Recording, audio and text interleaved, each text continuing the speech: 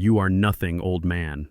That is what my son-in-law whispered to me while blocking my path at my ex-wife's funeral. My daughter stood right next to him, adjusting her diamond earrings, too ashamed to even look at the man who raised her. They thought they had won. They thought the $200 million empire was theirs to burn.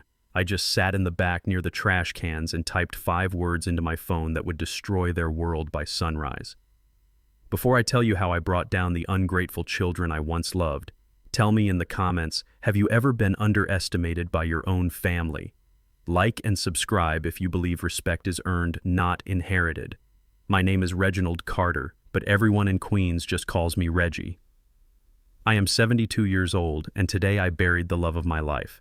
Catherine was not just my ex-wife. She was my partner, my best friend, and the face of Ebony Glow, the cosmetic empire that changed the world. The newspapers called her a self-made billionaire.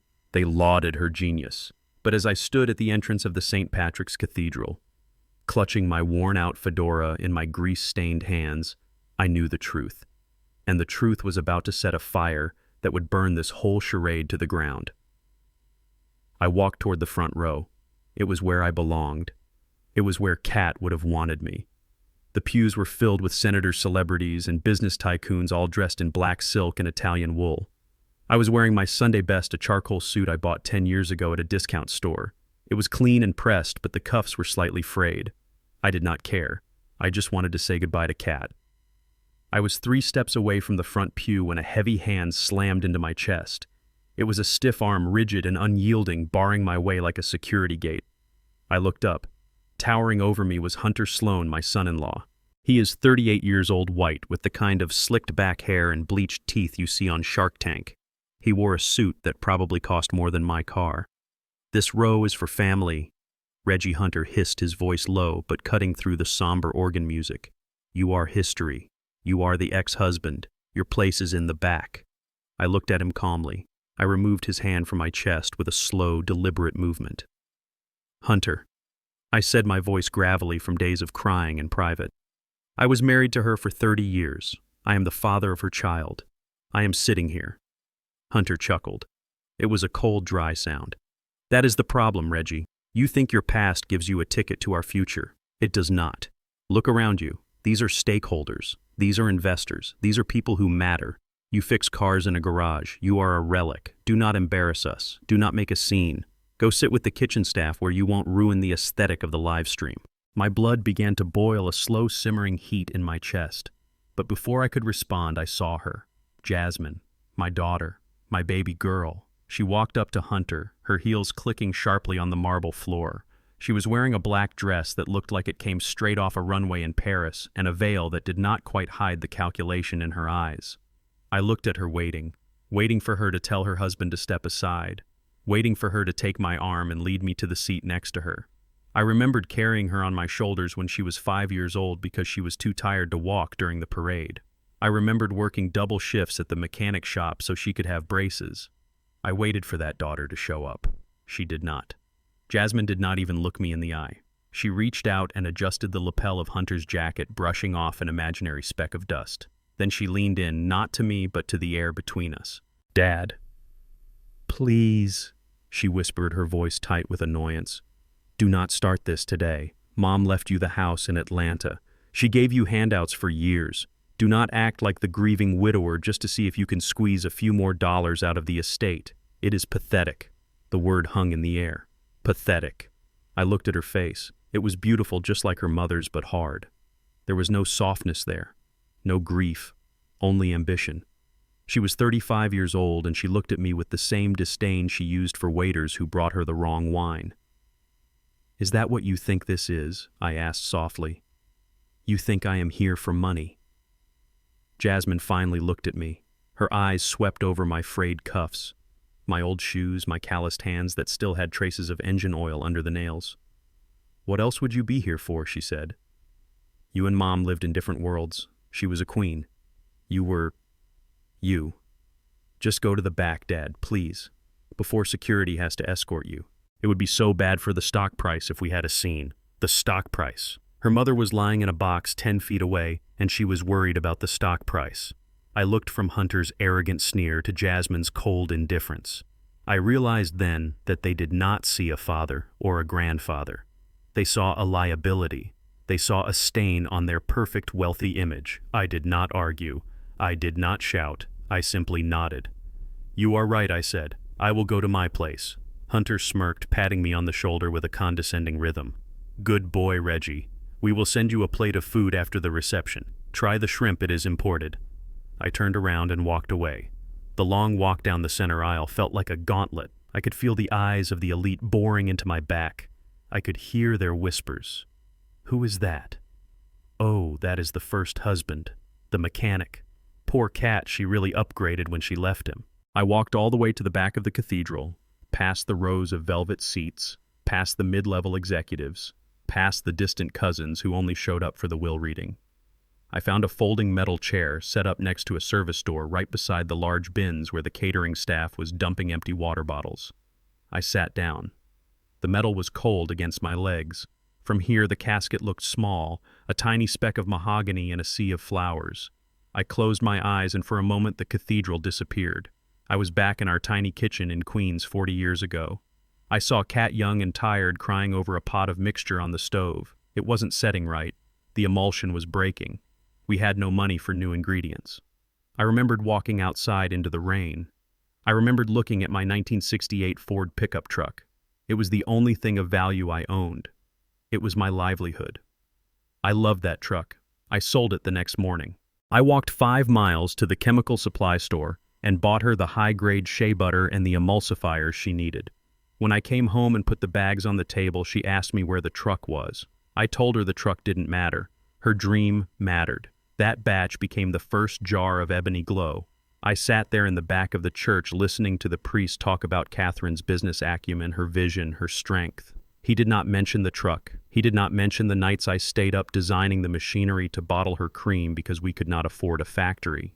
He did not mention that the secret formula, the one that made the cream work on every skin tone, was written in my handwriting in a notebook I still kept in my pocket. To them, I was just the past she had outgrown. Hunter went up to the podium to give a eulogy. He spoke about synergy. He spoke about leveraging assets. He spoke about taking Ebony Glow public and modernizing the brand. He did not shed a tear. He looked like a man measuring drapes for a house he hadn't bought yet. Jasmine stood next to him, dabbing dry eyes with a lace handkerchief, looking every bit the grieving heiress. They had no idea. They thought the will was a simple transfer of power. They thought Cat had left them the keys to the kingdom. They did not know that Cat and I had met secretly 3 months ago when the cancer got bad.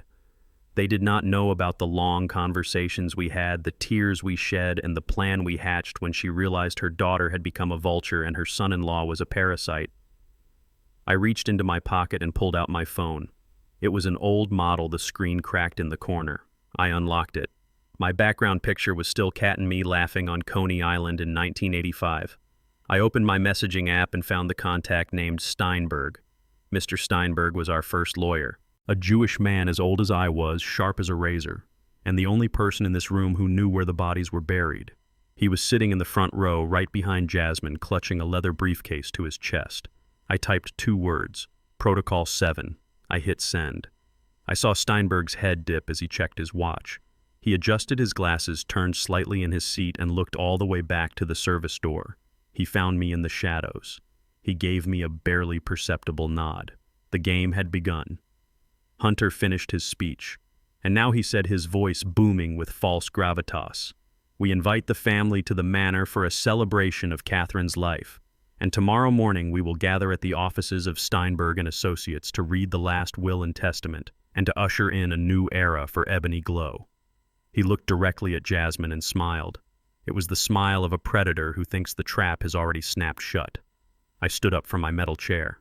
I smoothed my suit. I put my fedora back on my head. I did not stay for the reception. I did not go to the manor to eat their imported shrimp. I walked out into the bright sunlight of Fifth Avenue. I hailed a cab to take me back to Queens. I had work to do. I had to prepare. Because tomorrow morning in that lawyer's office, my daughter and her husband were going to learn a very painful lesson. They thought they had buried Reggie the mechanic, but they had just woken up Reginald Carter, the owner of the patent, the keeper of the formula, and the only man who could take away everything they loved. Tomorrow, the real funeral would begin. The iron gates of the manor that Catherine and I bought 20 years ago loomed over me like the jaws of a beast. I remembered the day we signed the deed. We held hands and promised that this house would always be a sanctuary, a place where our family would be safe from the world. Now, as the Uber driver idled his car and looked at me with a mix of pity and confusion, I realized the sanctuary had turned into a fortress, and I was the enemy at the gate. I stepped out onto the pavement. The driveway was lined with Bentleys, Ferraris, and chauffeured limousines. The air smelled of expensive exhaust and dying lilies. I walked toward the main entrance, my shoes crunching on the pristine white gravel. I could hear the hum of conversation from inside the clinking of crystal, the low thrum of jazz that was entirely too upbeat for a funeral reception. A young security guard stepped out from the shadow of the portico. I recognized him. It was Marcus, a boy from the neighborhood whose college tuition I had quietly helped pay for when his father got laid off. He looked at me and then he looked down at his boots, unable to meet my eyes. He raised a hand, palm out, stopping me in my tracks. "Mr. Carter," he said, his voice barely a whisper. "I am so sorry, I really am." But Mrs. Sloane gave me a specific list. I looked at the clipboard in his hand. My name was not on the guest list. I was the man who had hung the chandelier in the foyer. I was the man who had planted the oak tree in the front yard. But I was not on the list. She said no entry for anyone not on the VIP list. Marcus continued, his face burning with shame. She said staff and non-essential personnel have to use the service entrance around the back. Non-essential personnel. The words hit me harder than a physical blow. I was her father. I was the co-founder of the empire that paid for the roof over her head. And now I was non-essential. I looked at Marcus and saw the fear in his eyes. He needed this job. I was not going to make a scene that would cost him his livelihood. I nodded slowly. "It is okay, son," I said. "Do your job." I turned away from the grand double doors made of mahogany that I had hand-polished for years. I walked through the manicured hedges past the rose garden where Kat used to sit and read in the mornings and around to the back of the house. The path was muddy. My polished shoes sank into the wet earth. The smell of the garbage dumpsters hit me, a stark contrast to the floral arrangements out front. I had to squeeze past catering trucks and servers taking smoke breaks. They looked at me, the old man in the dated suit walking through the mud, and they shook their heads. They thought I was a hired hand who had arrived late. They thought I was nobody. I pushed open the heavy metal door to the kitchen. The heat was stifling. Chefs were shouting orders, pans were clattering, and the air was thick with the scent of roasted duck and truffle oil. I navigated through the chaos, dodging waiters carrying silver trays of hors d'oeuvres that cost more than my weekly grocery bill. I found a quiet spot near the swinging doors that led to the main ballroom, and I stood there brushing the mud off my shoes with a paper towel. I was inside, but I had never felt more like an outsider. I pushed the door open just a crack. The ballroom was a sea of black tie and diamonds. A massive chandelier cast a golden glow over the mourners who did not look like they were mourning at all. They looked like vultures circling a fresh kill.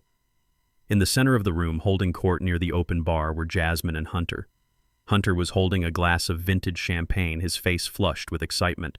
He was talking loudly to a group of men in sharp suits, men I recognized as hedge fund managers and venture capitalists. Jasmine stood beside him, her hand resting possessively on his arm. She was smiling. Her mother had been in the ground for less than 3 hours, and she was smiling. I strained my ears to hear them over the din of the party. The acoustics in the room carried their voices straight to me. "The valuation is conservative," Hunter was saying, gesturing wildly with his glass. "Ebony Glow is a legacy brand. It has market penetration, but it is heavy. It is bloated. We strip the assets. We sell off the manufacturing arm in Ohio. That real estate alone is worth $30 million. We outsource production to Vietnam or China. We cut the overhead." One of the investors nodded, taking a sip of his drink. "And the formulas?" he asked. "Old school," Hunter scoffed. "Too many natural ingredients. Too expensive to source. We sell the patent rights to one of the big conglomerates. They can water it down and slap the label on it. We take the cash liquidity and dump it into the new crypto exchange I have been developing. That is where the real growth is. We turn a beauty company into a fintech powerhouse." I felt a cold rage spread through my veins. They were talking about gutting the company. They were talking about firing the 300 workers in the Ohio factory, men and women who had been with us since the beginning. They were talking about selling the secret formulas that Kat and I had perfected in our kitchen sink, the formulas that healed people, the formulas that were the heart and soul of Ebony Glow. Jasmine chimed in, her voice shrill. Exactly. Mom was so sentimental. She kept all those old employees on the payroll out of loyalty. It was bad business. We are going to modernize. We are going to be lean. By next quarter, we will have liquidated the inventory and we will be sitting on a mountain of cash. They clinked their glasses. To the future, Hunter toasted. To liquidity. To us, Jasmine added. I could not listen anymore.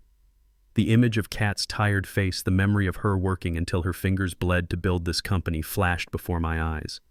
I pushed the kitchen doors open with both hands.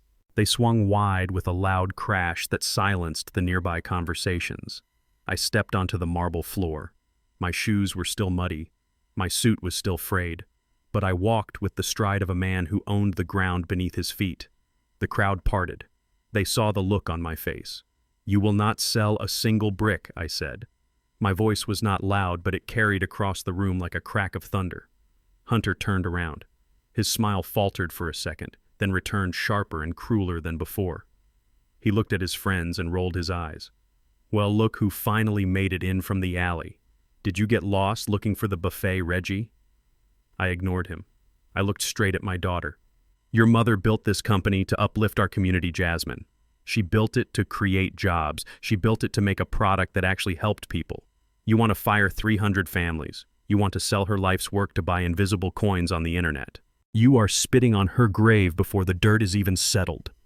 Jasmine's face twisted in anger. She stepped forward, her diamond necklace catching the light. Do not lecture me about business, Dad. You fixed cars. You have grease under your fingernails. Mom was the genius. You were just the husband she outgrew, and now she is gone. The company is mine. The decisions are mine. If I want to burn it down and sell the ashes, that is my right. It is not your right, I said, my voice steady. It is a responsibility. One you are clearly too immature to handle. Hunter laughed. He stepped between me and Jasmine, using his height to try and intimidate me. He swirled his champagne, looking at me with pure disgust. Listen to me, you old mechanic. You are out of your depth. This is the big leagues. We are talking about hundreds of millions of dollars. Your brain cannot even comprehend those numbers. You are a relic. You are a washed-up grease monkey who got lucky once. Go back to your little apartment in Queens. Go back to fixing broken engines. Leave the finance to the men who know how to run the world. The room was deadly silent. Everyone was watching. They were waiting for me to break. They were waiting for the old man to cry or to yell. Hunter leaned in closer, his breath smelling of alcohol and arrogance. You have no power here, Reggie, he whispered. You are nothing but a guest we tolerated out of pity. And frankly, your presence is bringing down the property value. Get out! I looked at him. I looked at the man who was eager to destroy everything my wife and I had built. I looked at my daughter who stood by and let him insult her father. I did not feel anger anymore. I felt a cold, hard resolve. I am not leaving, I said. Not until I am sure my wife's legacy is safe from parasites like you. Hunter opened his mouth to call security. He was going to have me thrown out. I could see it in his eyes. But before he could speak, the heavy front doors of the ballroom slammed open. The sound echoed like a gunshot. Every head turned. Standing in the doorway was Mr. Steinberg. He was wearing a long black trench coat and holding a leather briefcase that looked as old as he was. He did not look like a party guest. He looked like the grim reaper of the legal world. He walked into the room, his cane tapping rhythmically on the floor. He did not look left or right. He walked straight toward us, parting the sea of wealthy socialites like he was Moses. He stopped in front of the table where Hunter and Jasmine were standing. He did not say a word. He simply lifted his briefcase, unlatched it with a sharp click, and pulled out a single thick envelope sealed with red wax. He tossed the envelope onto the table. It landed between the champagne bucket and the hors d'oeuvres with a heavy thud that sounded like a judge's gavel. What is this? Jasmine asked, her voice trembling slightly. Steinberg looked at her over the rim of his glasses. His eyes were cold steel. That is a summons, Mrs. Sloan. The reading of the last will and testament of Catherine Carter will take place tomorrow morning at 9 o'clock sharp at my offices. Attendance is mandatory for all named parties. Hunter scoffed, picking up the envelope and tossing it back down. We know what it says, old man. She gets everything. He pointed at Jasmine. We do not need a dramatic reading. Just send over the paperwork for the transfer of assets. We have buyers lined up. Steinberg turned his gaze to Hunter. He smiled, but it was not a nice smile. It was the smile of a shark that smells blood in the water. I would not be so sure about that. Mr. Sloane Steinberg said softly. Catherine was a very meticulous woman. She made some very interesting changes to her estate planning in the last 3 months, changes that directly concern the future control of Ebony Glow. Jasmine's face went pale. Changes, she stammered. What kind of changes? Mom never told me about any changes. Steinberg did not answer her. He turned to me. He gave me a slight bow, a gesture of respect that sent a ripple of shock through the room. Mr. Carter Steinberg said, I will see you in the morning. I suggest you get a good night's sleep. We have a great deal of work to do tomorrow. I nodded at him. I will be there. Steinberg turned on his heel and walked out, leaving a silence so heavy it felt like it would crush the room. Hunter tried to laugh it off. He grabbed the champagne bottle and poured himself another glass, though his hand was shaking. Ignore him, he said loudly to the room. Just legal formalities. The old bat probably left a few $1,000s to a cat shelter. It changes nothing. We are still rich. We are still in charge. Jasmine picked up the envelope. She stared at it. She looked at me, and for the first time I saw fear in her eyes. She tried to cover it with a sneer. Fine, she hissed at me. Come to the office. Watch me sign the papers. Watch me become the owner of everything you ever touched. And then, Dad, when I am the CEO, the first thing I am going to do is ban you from the premises permanently. I adjusted my fedora. I looked at the daughter I did not know anymore. We will see, Jasmine, I said. We will see. I turned and walked out the way I came through the kitchen. But this time I did not feel like an outsider. I felt like the man who held the detonator. They wanted to play games with money and power. They had no idea that the game was rigged, and tomorrow morning the house always wins. The lobby of the Steinberg and Associates building in Manhattan was a cathedral of glass and steel designed to make you feel small. The floors were polished marble that reflected the skylights 50 stories above. It was a place where money whispered and power screamed. I arrived 10 minutes early wearing the same charcoal suit I had worn to the funeral. I had brushed it off and pressed the collar, but against the backdrop of this sterile luxury, I felt like a smudge of dirt on a pristine lens. As I approached the bank of elevators, the golden doors slid open with a soft chime. Jasmine and Hunter stepped out of the revolving doors behind me. They were flanked by 2 assistants carrying coffees and tablets. Jasmine wore oversized sunglasses despite the dim lighting of the lobby, and Hunter was typing furiously on his phone. They saw me standing by the open elevator. Hunter did not even look up from his screen. He simply waved his hand at a security guard standing nearby. "Excuse me, Officer Hunter," said his voice dripping with entitlement. "Please direct the delivery staff to the service entrance. We have a private meeting, and we cannot have the elevators clogged up with maintenance crew." The guard looked at me. He looked at my worn shoes and my calloused hands. Then he looked at Hunter's Italian leather briefcase. He made the calculation instantly. "Sir," the guard said to me, stepping in front of the open doors, "the freight elevator is around the corner to the left. These cars are for clients only." I looked at my daughter. She was looking at her reflection in the elevator doors, fixing a strand of hair. She knew who I was. She knew I was not maintenance, but she said nothing. She stepped into the golden car, followed by Hunter and their entourage. The doors closed, sealing them in their bubble of privilege. I did not argue. I turned and walked to the left. The freight elevator smelled of industrial cleaner and damp cardboard. The walls were covered in padded gray blankets to protect them from moving crates.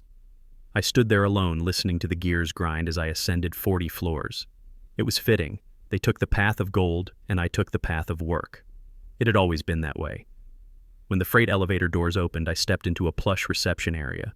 Jasmine and Hunter were already seated in the conference room. The room was massive, with a mahogany table long enough to land a plane on. One entire wall was a window overlooking Central Park. I walked in and pulled out the heavy leather chair at the far end of the table opposite them. As soon as I sat down, Hunter reached into his jacket pocket. He pulled out a small bottle of hand sanitizer. He sprayed it liberally into the air in my direction, creating a mist of chemical lemon scent between us. Then he sprayed the armrests of his own chair and the edge of the table nearest to me. "Just taking precautions," he said with a smirk.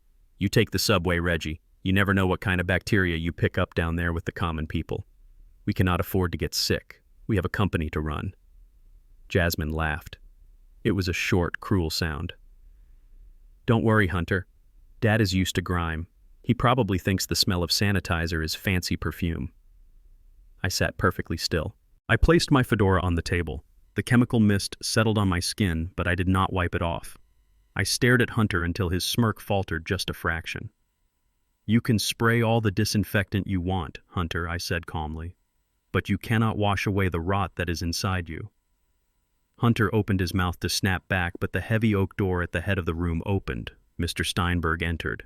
He looked even more formidable in his own territory. His suit was immaculately tailored, and he carried a thick leather folio that looked heavy with secrets. He sat at the head of the table. He did not offer pleasantries. He did not offer coffee. He placed the folio on the desk and unzipped it. The sound of the zipper was loud in the silent room. "Let us begin," Steinberg said. Jasmine raised her hand immediately like a petulant schoolgirl. "Before we start, Mr. Steinberg," she said, pointing a manicured finger at me, "I want to know why he is here. This is a reading of my mother's estate. It concerns the future of Ebony Glow. He is an ex-husband. He has no equity. He has no standing. His presence is a distraction, and frankly, it is insulting to my mother's memory. I want him removed." Steinberg looked at her over his spectacles. He did not blink. "Mr. Carter is here because he is the first beneficiary named in the last will and testament of Catherine Carter," Steinberg said. His voice was dry and devoid of emotion. "If he leaves, the reading cannot proceed.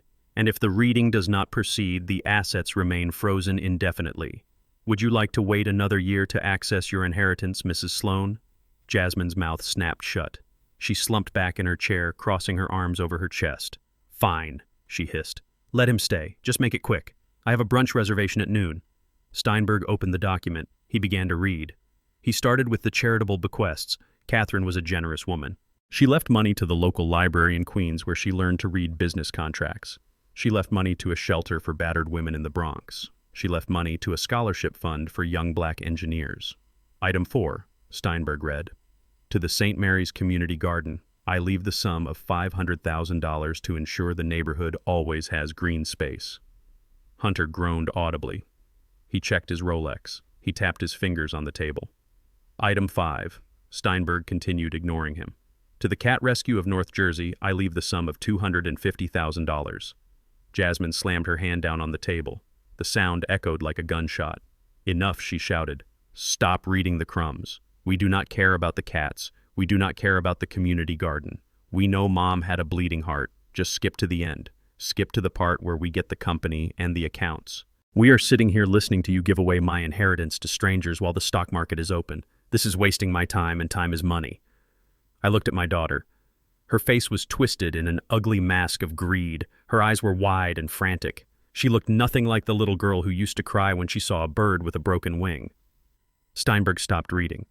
He slowly lowered the paper. He looked at Jasmine with a mixture of pity and disgust. "These crumbs, as you call them, Mrs. Sloane, were the things that gave your mother's life meaning," Steinberg said softly. "She hoped that hearing them might remind you of who she was." "I know who she was," Jasmine snapped. "She was a billionaire, and I am her heir. So do your job and give me what is mine." I watched her, and suddenly a memory washed over me. It was from 2 years ago. Kat and I were sitting in the park feeding the ducks. She was already sick then, though she tried to hide it. She had watched Jasmine scream at a waitress for bringing her water with ice when she asked for no ice. Kat had turned to me with tears in her eyes. She grabbed my hand and squeezed it hard. "Reggie," she had said, her voice trembling, "I failed her. I gave her everything we never had. I gave her the best schools, the best clothes, the best life. And in doing so, I took away the one thing that made us strong. I took away the struggle. Jasmine has my face. She has my talent for numbers. But Reggie, look at her. She has a stranger's heart. I look at my own daughter, and I see a shark in a silk dress. I had tried to comfort her then. I told her Jasmine was just young. I told her she would grow out of it. But sitting in that cold conference room, watching Jasmine tap her diamond-encrusted nails on the table, waiting to cash in on her mother's death, I knew Kat was right. My daughter was gone. The woman sitting across from me was a stranger. And she was a stranger who was about to be hit by a train.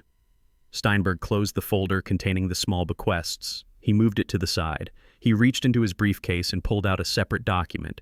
It was bound in a blue cover. It looked heavy. It looked official. The air in the room changed. The hum of the air conditioning seemed to get louder. Hunter sat up straight, adjusting his tie, his eyes locked on the blue folder like a dog watching a steak. Jasmine leaned forward, her breath catching in her throat. "Very well," Steinberg said. Since you have no patience for charity, let us proceed to the disposition of the primary assets.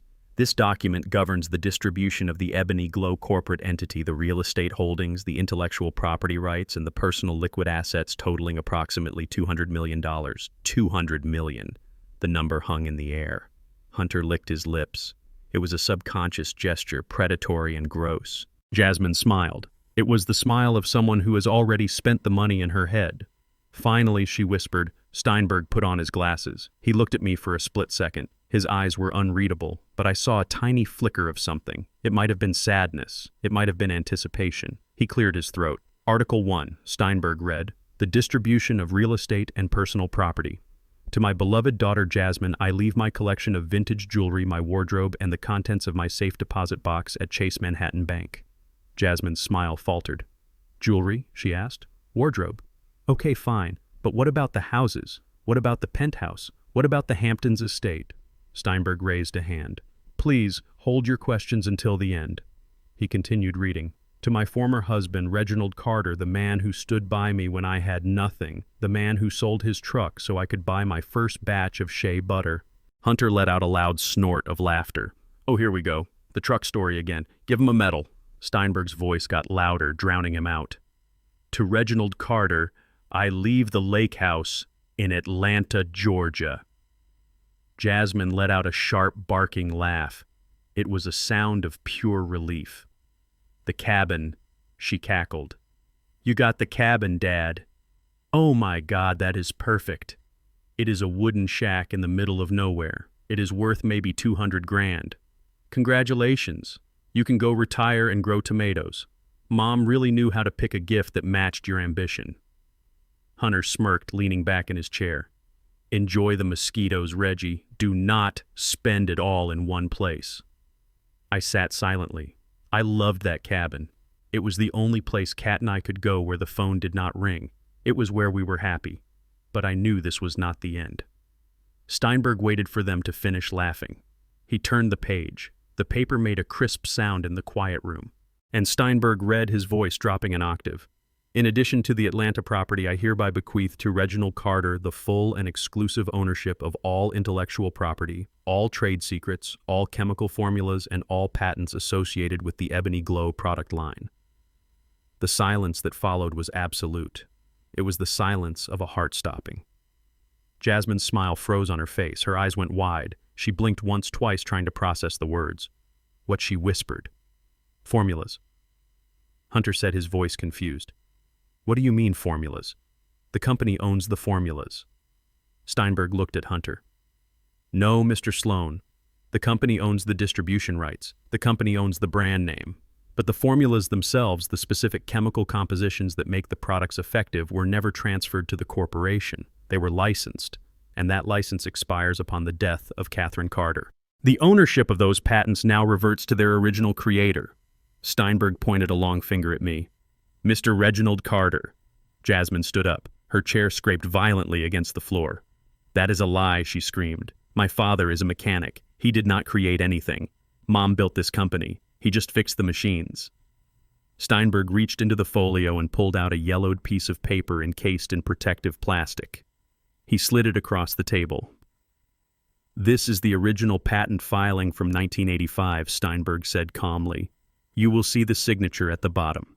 It is not Catherine Carter. It is Reginald Carter. Your father did not just fix the machines, Jasmine. He invented the process that emulsifies the cream without separating. He created the very product you are planning to sell. I looked at Jasmine. Her face was draining of color. She looked from the document to me and back again. So I said, speaking for the first time, you want to sell the company, Hunter. You want to strip the assets. Go ahead. You can sell the bottles. You can sell the labels. You can sell the warehouse, but you cannot sell the cream. Because as of this moment, I am revoking the license. Ebony Glow is now selling empty jars. Hunter's face turned a shade of purple I had never seen before. He looked like he was choking. You cannot do that, he sputtered. That is corporate sabotage. We will sue you. We will bury you in court. You are senile. You do not know what you are doing. I reached into the inside pocket of my suit jacket. I pulled out a small, tattered notebook. The cover was stained with grease and oil. It was held together by a rubber band.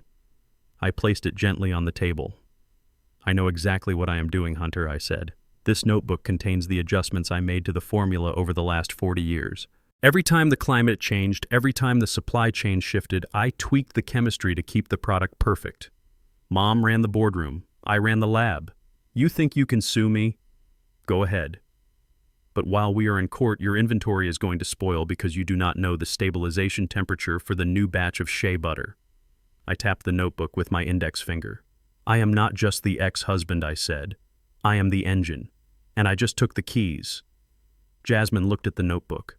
She reached out a trembling hand as if to grab it. I placed my hand over it. "Do not touch it," I said, my voice cold. "Your hands are covered in diamonds, Jasmine. They are too dirty to touch the sweat and tears that went into this book." She pulled her hand back as if I had burned her. She looked at Steinberg, her eyes desperate. "But the money," she stammered. "The accounts, the $200 million, that is still part of the estate, right? That goes to me. I am the heir." "I get the cash." She looked at me with a sudden renewed arrogance. "Fine," she spat. "Keep your stupid formulas, keep your little science project. I do not need the product. I have the capital. With $200 million, I can hire 1,000 chemists. I can make a new cream. I can crush you. I will buy you out and tear down your cabin just for fun." She turned to Steinberg. "Give me the accounts. Sign over the liquid assets. I am done with this charade." Steinberg looked at her. He closed the blue folder. He folded his hands on the table. "Regarding the liquid assets," Steinberg said, "and the controlling shares of the corporation. Before we proceed to that distribution, there is a condition." "A condition," Hunter snapped. "What condition?" Steinberg picked up a small remote control from the table. He pointed it at the wall where a large flat-screen monitor was mounted. "Your mother anticipated that this moment might be difficult," Steinberg said. "She recorded a video message. It is mandatory viewing before the final assets can be released." Jasmine rolled her eyes. "Oh, great. A lecture from the grave. Fine. Play it. Let us get this over with." Steinberg pressed the button. The screen flickered to life, and the room went silent as the face of Catherine Carter, looking frail but fierce, filled the wall. "Here is the script for Part 4, written according to your specific instructions." The mahogany table in the conference room seemed to stretch for miles, separating me from the two vultures who called themselves my family. Steinberg cleared his throat, a dry sound like sandpaper on wood. He adjusted his glasses and looked down at the document. "Item 3 regarding real estate," he read. "To my former husband, Reginald Carter, I leave the property located at 45 Pine Ridge Road in Atlanta, Georgia." Jasmine let out a sharp bark of laughter. She covered her mouth with a diamond-encrusted hand, but her eyes danced with malicious glee. "The cabin," she cackled. "Mom left you the cabin. That is perfect. It is a rotting shack in the middle of nowhere, Dad. I remember going there when I was 10, and there was a raccoon in the kitchen." "Congratulations. You are now the proud owner of a raccoon sanctuary." Hunter leaned back in his leather chair, crossing his legs with an air of smug superiority. He smirked at me. "It suits him, Jasmine," he said. "He can spend his retirement fixing the roof and raising chickens. Maybe he can sell eggs at the farmer's market to supplement his Social Security. It is a quiet life, Reggie. Just what you need. Far away from the complexities of modern business where you would only get in the way." I sat there stoically. I did not tell them that the cabin was the only place Catherine and I had truly been happy. I did not tell them that we bought it before the millions, before the fame, when we just wanted a place to breathe. To them, it was an insult. To me, it was a memory. But I knew this was not the end of the page. I watched Steinberg. He did not smile. He did not join in their mockery. He simply waited for their laughter to die down. When the room was silent again, Steinberg turned the page of the heavy document. The sound of the paper turning was loud in the quiet room, and he continued, his voice dropping to a register that commanded absolute attention. "In addition to the real property in Atlanta, I hereby bequeath to Reginald Carter the full and exclusive ownership of all intellectual property rights. This includes but is not limited to United States patent numbers 4590 and 8821. It includes all trade secrets, chemical formulas, proprietary blending processes, and the original master dossier of the Ebony Glow product line." The silence that followed was heavy. It was the kind of silence that happens right after a car crash before the screaming starts. Jasmine blinked. Her smile was frozen on her face, a grotesque mask of her previous arrogance. "What did you say?" she whispered. Steinberg looked at her. He spoke slowly, as if explaining quantum physics to a toddler. "Your father inherits the formulas, Jasmine. He inherits the patents. He owns the chemistry that makes Ebony Glow what it is." Hunter sat up straight. His chair squeaked. "That is impossible," he said. His voice was higher than usual. "The corporation owns the formulas. That is how it works. Catherine was the founder. The intellectual property is a corporate asset. You cannot bequeath corporate assets to an individual." Steinberg sighed. He reached into his briefcase and pulled out a thick leather-bound folder. It looked old. The edges were worn. He opened it and slid a yellowed piece of paper across the polished mahogany table. "Take a look at the date," Mr. Sloan Steinberg said. 1985. Before the incorporation of Ebony Glow, before the IPO, before the millions. Catherine Carter did not invent the skin cream. She marketed it. She sold it. She built a brand around it. But the inventor listed on the original patent filing is Reginald Carter. I watched Hunter pick up the paper. His hands were shaking. He read the lines and his face turned a pale shade of gray. Steinberg continued.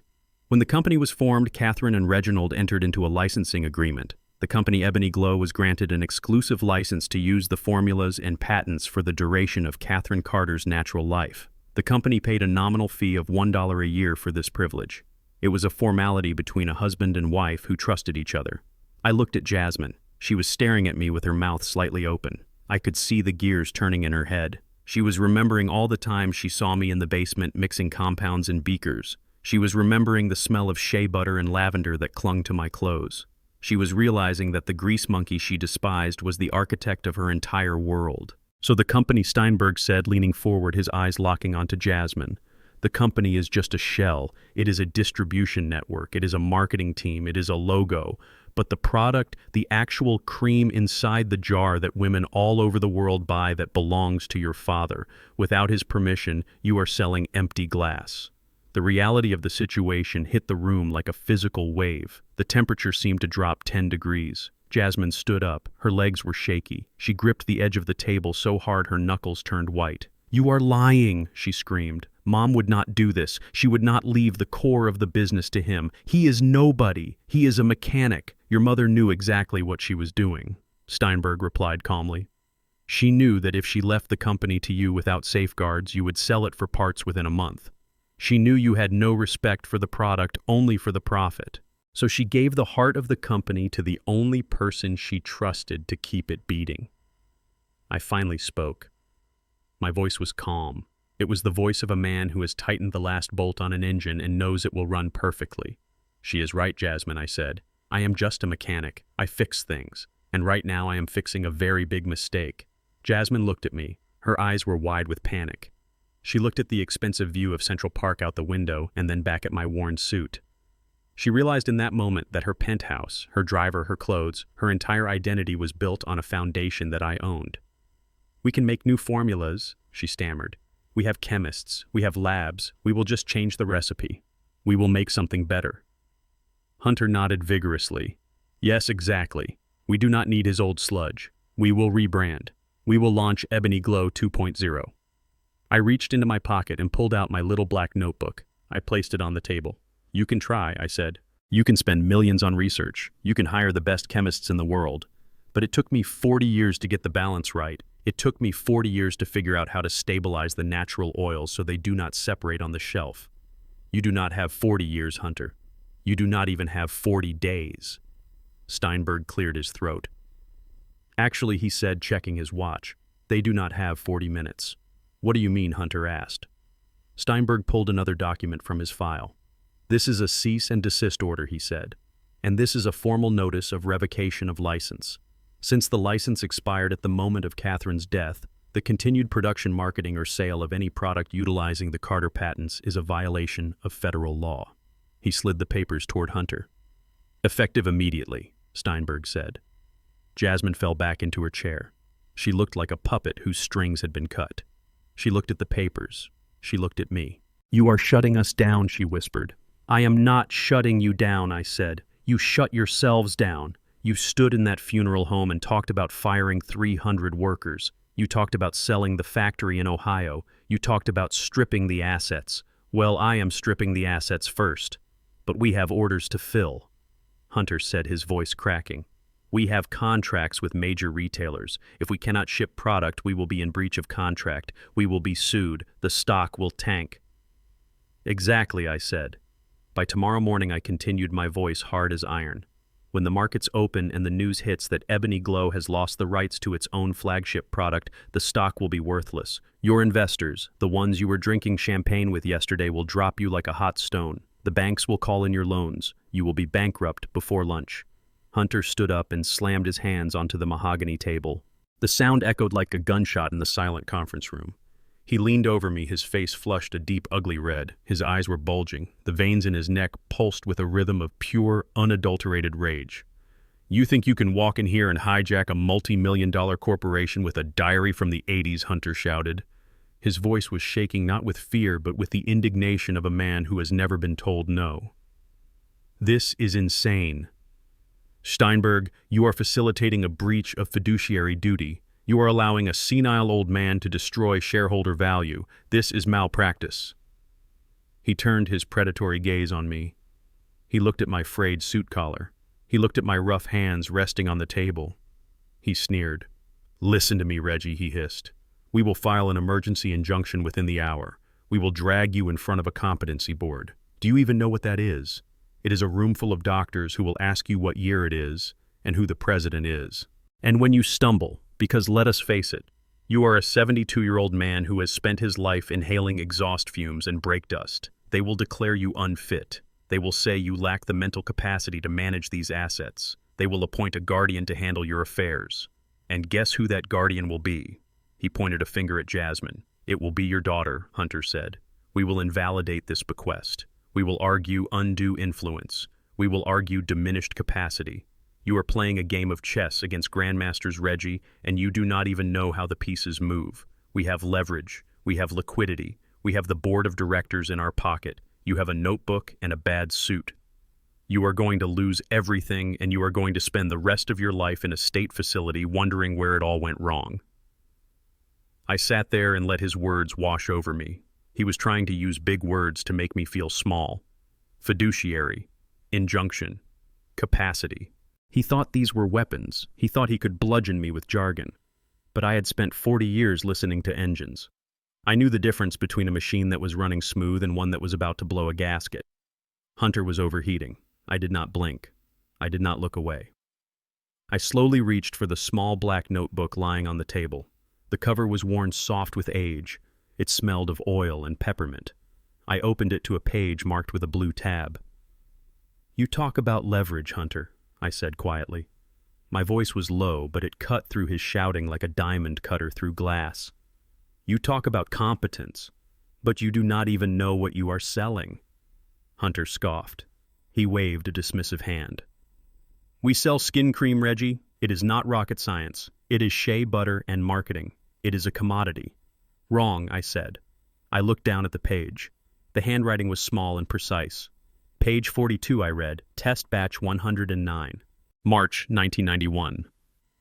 "We tried standard grade shea butter from Ghana. The crystallization point was too low. It caused granularity at room temperature. The cream felt like sand after 2 weeks on the shelf." I looked up at him. "You mentioned at the funeral that you wanted to switch suppliers to save 3 cents a unit," I said. "You want to switch to the West African variety because it is cheaper. But you do not know that it has a higher stearic acid content. It is harder. It melts at a higher temperature. If you use that base, Ebony Glow will turn into sandpaper on the customer's skin. You do not know the melting point of stearic acid. You do not know the HLB value required to keep the oil and water mixed without separating." Hunter opened his mouth, but nothing came out. He looked stunned. I turned the page. The paper made a crisp sound. "Tocopherol acetate," I read. 0.5%. You want to cut it to 0.1 to increase margins. You think it is just a vitamin for the label, but it is not for marketing, Hunter. It is for oxidation stability. If you cut it, the natural oils will go rancid in 3 weeks. The cream will smell like rotten fish. I flipped another page. "Phenoxyethanol." I continued. "You want to replace it with parabens because they are cheaper and easier to source. Do you know why Catherine fought so hard against that? Because parabens mimic estrogen, because our customer base trusts us to be clean. If you change that preservative, you do not just change the formula, you break the promise. You alienate 40% of the market overnight. I closed the notebook. I placed my hand on it.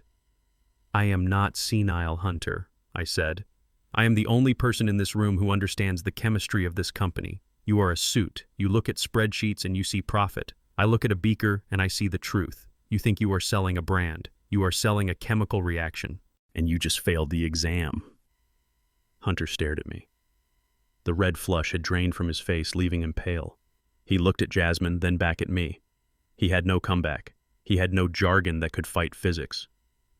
Jasmine sat up straight. She smoothed the fabric of her black dress. She took a deep breath and I watched her mask slide back into place. The panic receded, replaced by a cold, hard calculation. She realized she could not win the battle for the product, so she decided to abandon it. Fine, she said, her voice icy and detached. You win, Dad. You are the genius chemist. Keep the formulas. Keep the patents. Burn the factory to the ground for all I care. I never wanted to run a manufacturing plant anyway. It is dirty work. It is beneath me.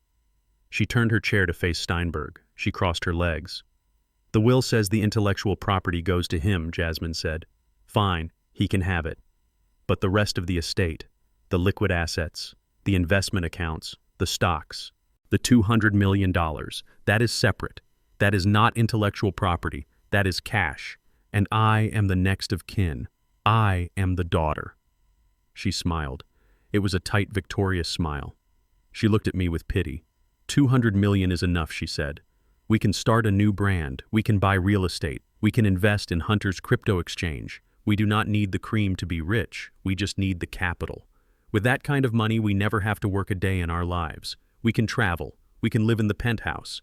And you can stay in your little cabin with your old notebook. She held out her hand to Steinberg, palm up. The check, please, she demanded. And the transfer documents for the accounts. Let us wrap this up. Steinberg did not move. He did not reach for a checkbook. He did not reach for a pen. He sat perfectly still, his hands folded on top of the blue folder. He looked at Jasmine with a strange expression. It was not anger. It was not sadness. It was the look of a man who is about to pull the lever on a trap door. Regarding the liquid assets, Steinberg said, his voice level, and the controlling interest in the non-intellectual holdings, there is a specific clause, a contingency. Jasmine frowned. Her hand remained extended in the air. What contingency? She snapped. I am the only child. There is no one else.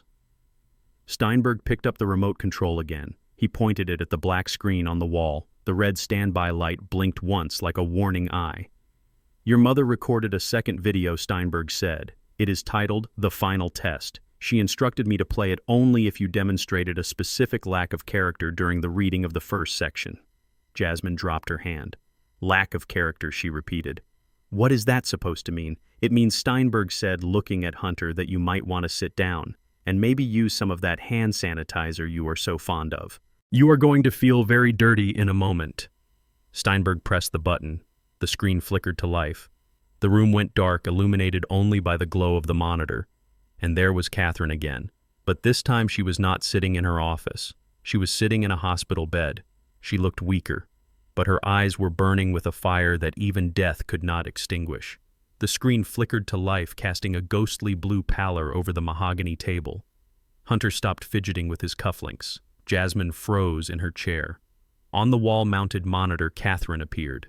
She was not the vibrant CEO the world knew from magazine covers.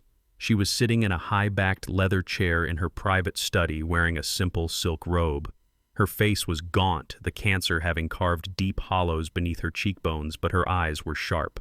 They stared out from the pixels, locking onto Jasmine with a gaze that seemed to transcend the grave. The silence in the conference room was absolute. It was the heavy, suffocating silence of a crypt. Catherine leaned forward in the video. She took a sip of water, her hand trembling slightly. Then she spoke.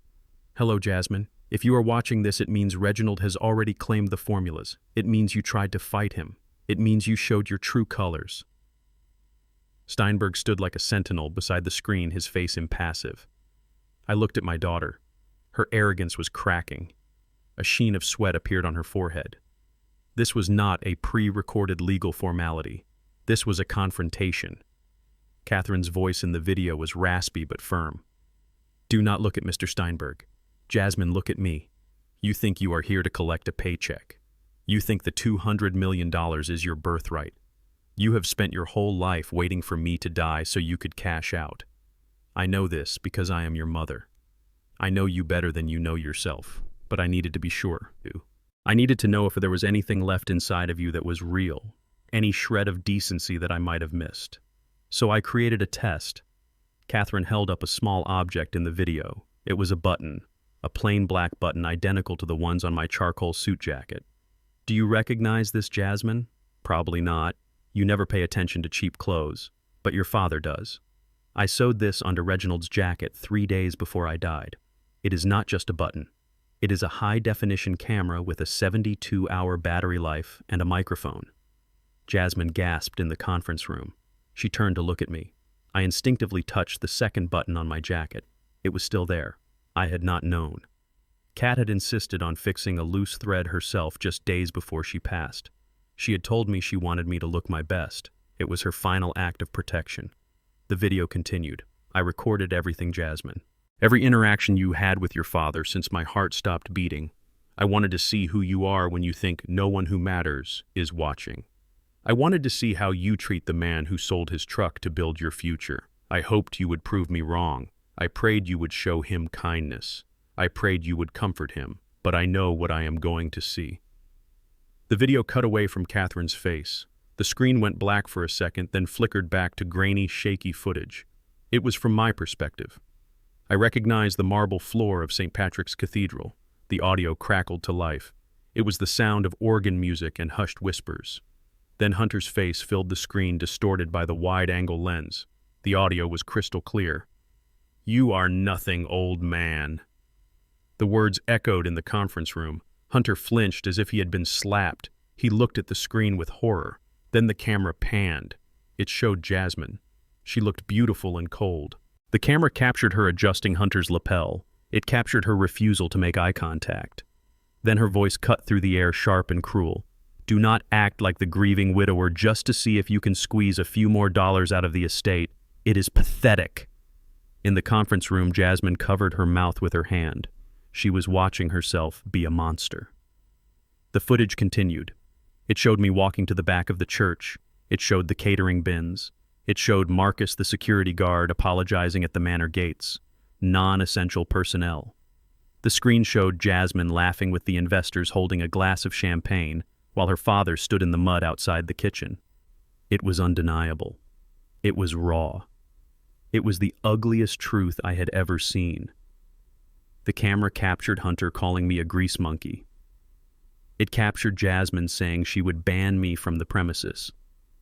It captured every sneer, every insult, every moment of disdain they thought was private. The footage ended. Catherine reappeared on the screen. She looked sadder now. Her eyes were wet. "I saw it, Jasmine. I saw all of it. I saw you shame him. I saw you treat him like a beggar at the feast he paid for. You failed. You failed the test of character. You failed the test of daughterhood. And because you failed, there are consequences." Catherine leaned back. "Regarding the $200 million in liquid assets and the controlling Class A stock. You thought this was automatic. It is not. Because you have proven yourself morally bankrupt, I cannot trust you with financial wealth. Therefore, I am invoking the morality clause of the estate trust. The money does not go to you, not directly, not today." The screen went black. Steinberg stepped forward into the pool of silence. He placed his hand on the final stack of documents. The air in the room was so tight it felt like a wire about to snap. Jasmine was shaking. Her face was the color of ash. She knew she had lost. She just did not know how much yet. Steinberg adjusted his glasses and looked down at the document with the cold precision of a surgeon about to make an incision. The room was so quiet I could hear the hum of the hard drive in the wall where Kat's face had just faded to black. Jasmine was trembling in her chair, her knuckles white as she gripped the armrests.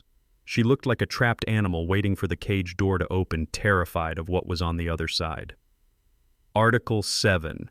Steinberg read his voice devoid of any pity. the creation of the Catherine Carter Memorial Trust.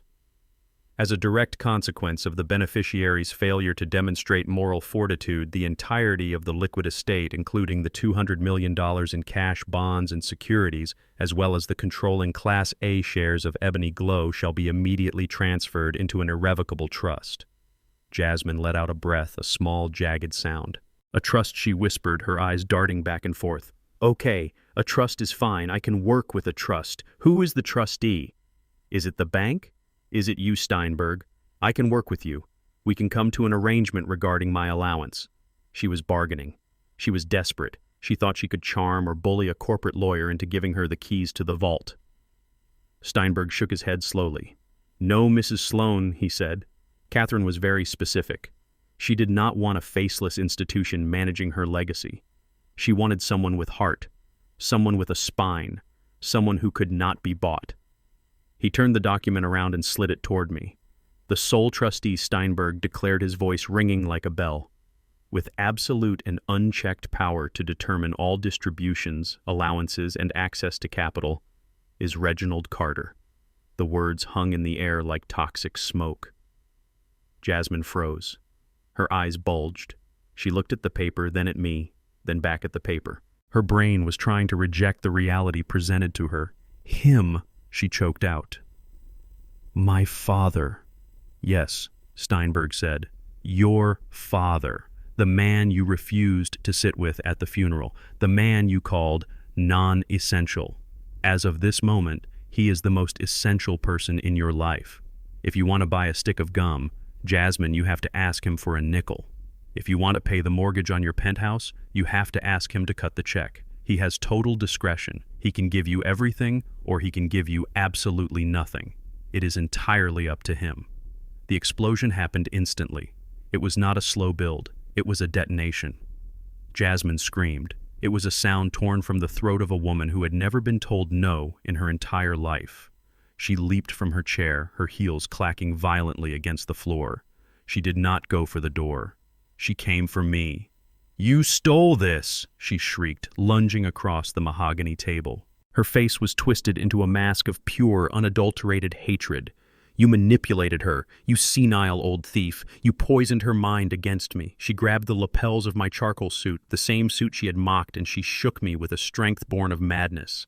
I sat there stoic as she screamed in my face, her spit flying, her perfume cloying and suffocating. Give it back, she howled. Sign it over. It is mine. It is my money. I earned it by being her daughter. You are nothing. You are a mechanic. You are dirt. You are grease under her fingernails. You are supposed to be dead or in a home, not sitting here controlling my life. She raised her hand. Her long manicured nails curved like talons aiming for my eyes. She wanted to hurt me. She wanted to erase me. I caught her wrist. My hand was rough, calloused from 40 years of turning wrenches and lifting engine blocks. Her wrist was thin and fragile. I held it firmly, not to hurt her, but to stop her. That is enough, Jasmine. I said, my voice low and dangerous. She struggled against my grip, kicking at my shins under the table. Let me go. I will kill you. I will burn your house down. I will make sure you rot. Steinberg slammed his hand on a red button discreetly mounted under the edge of the table. Almost instantly, the double doors burst open. 2 large security guards in dark suits rushed in. They did not hesitate. They saw the assault. They saw the woman attacking the client. They grabbed Jasmine by the arms and hauled her back. She fought them, thrashing and kicking her expensive black dress, bunching up her dignity, completely gone. Get your hands off me, she screamed at the guards. Do you know who I am? I own this building. I own you. You own nothing, Steinberg said, standing up. You are assaulting the trustee of the estate. That is a felony, Jasmine. Do you want to go to jail before lunch? The guards pinned her against the wall. She was panting, her hair wild, her mascara running down her cheeks in black streaks.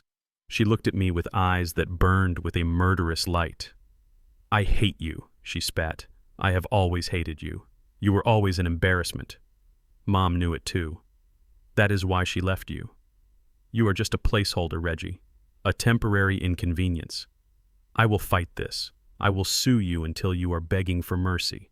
I straightened my jacket. I brushed the invisible dust off my lapel where she had grabbed me. I looked at her, and for the first time I felt the severance of the bond. The little girl I had carried on my shoulders was dead. This woman was a stranger. "You can try Jasmine," I said, "but you are fighting with my money now, and I am not authorizing the expense."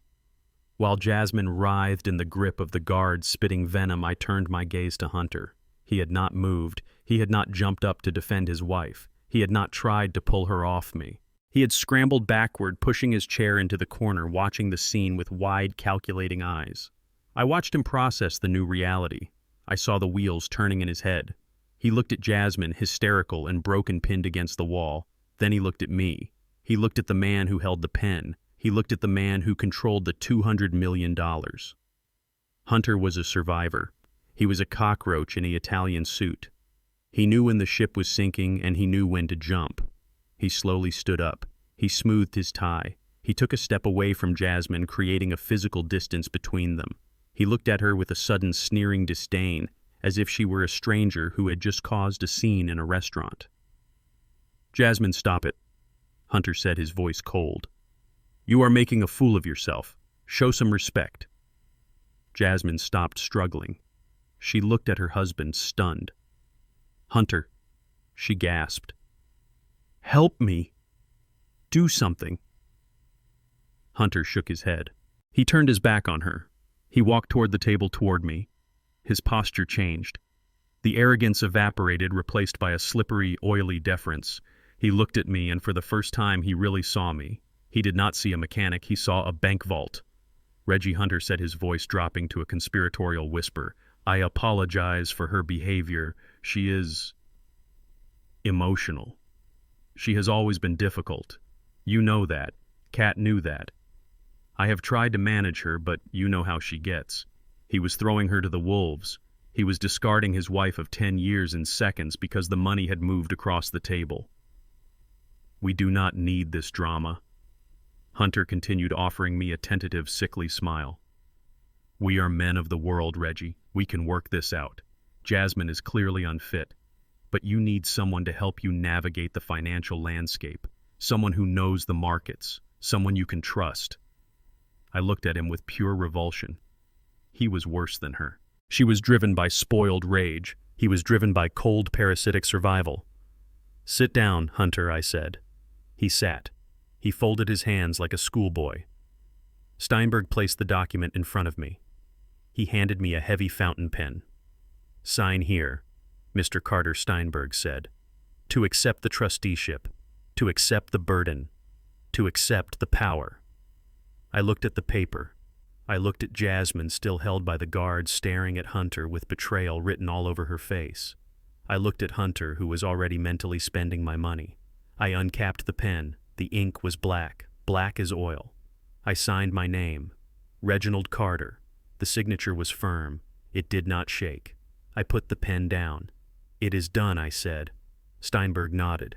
He picked up the document and blew on the ink to dry it. "The assets are now under your control," he said. "The accounts are frozen to all other parties. The keys to the kingdom are yours." I stood up. I picked up my fedora and placed it on my head. I looked at the two people who had tried to bury me. Now I said, "Get out of my office." The lobby doors hissed shut behind me, cutting off the echo of Jasmine's screams. I walked fast. The carpet swallowed the sound of my shoes, but it could not swallow the anger vibrating in my chest. I pressed the elevator button. I just wanted to be out. I wanted fresh air. I wanted to be away from the smell of old money and new betrayal. "Wait, Reggie, wait." I heard the slap of leather soles on marble. I did not need to turn around to know who it was. Hunter was sprinting down the hall. His tie was flying over his shoulder. He looked like a man chasing the last train out of a war zone. He jammed his hand into the closing elevator doors, forcing them to bounce back open. He stumbled inside, panting. Sweat was beading on his forehead. He pressed the button for the lobby and leaned against the wall, trying to catch his breath. He looked at me and flashed a smile that was all teeth and desperation. "Reggie," he wheezed. "Thank God I caught you.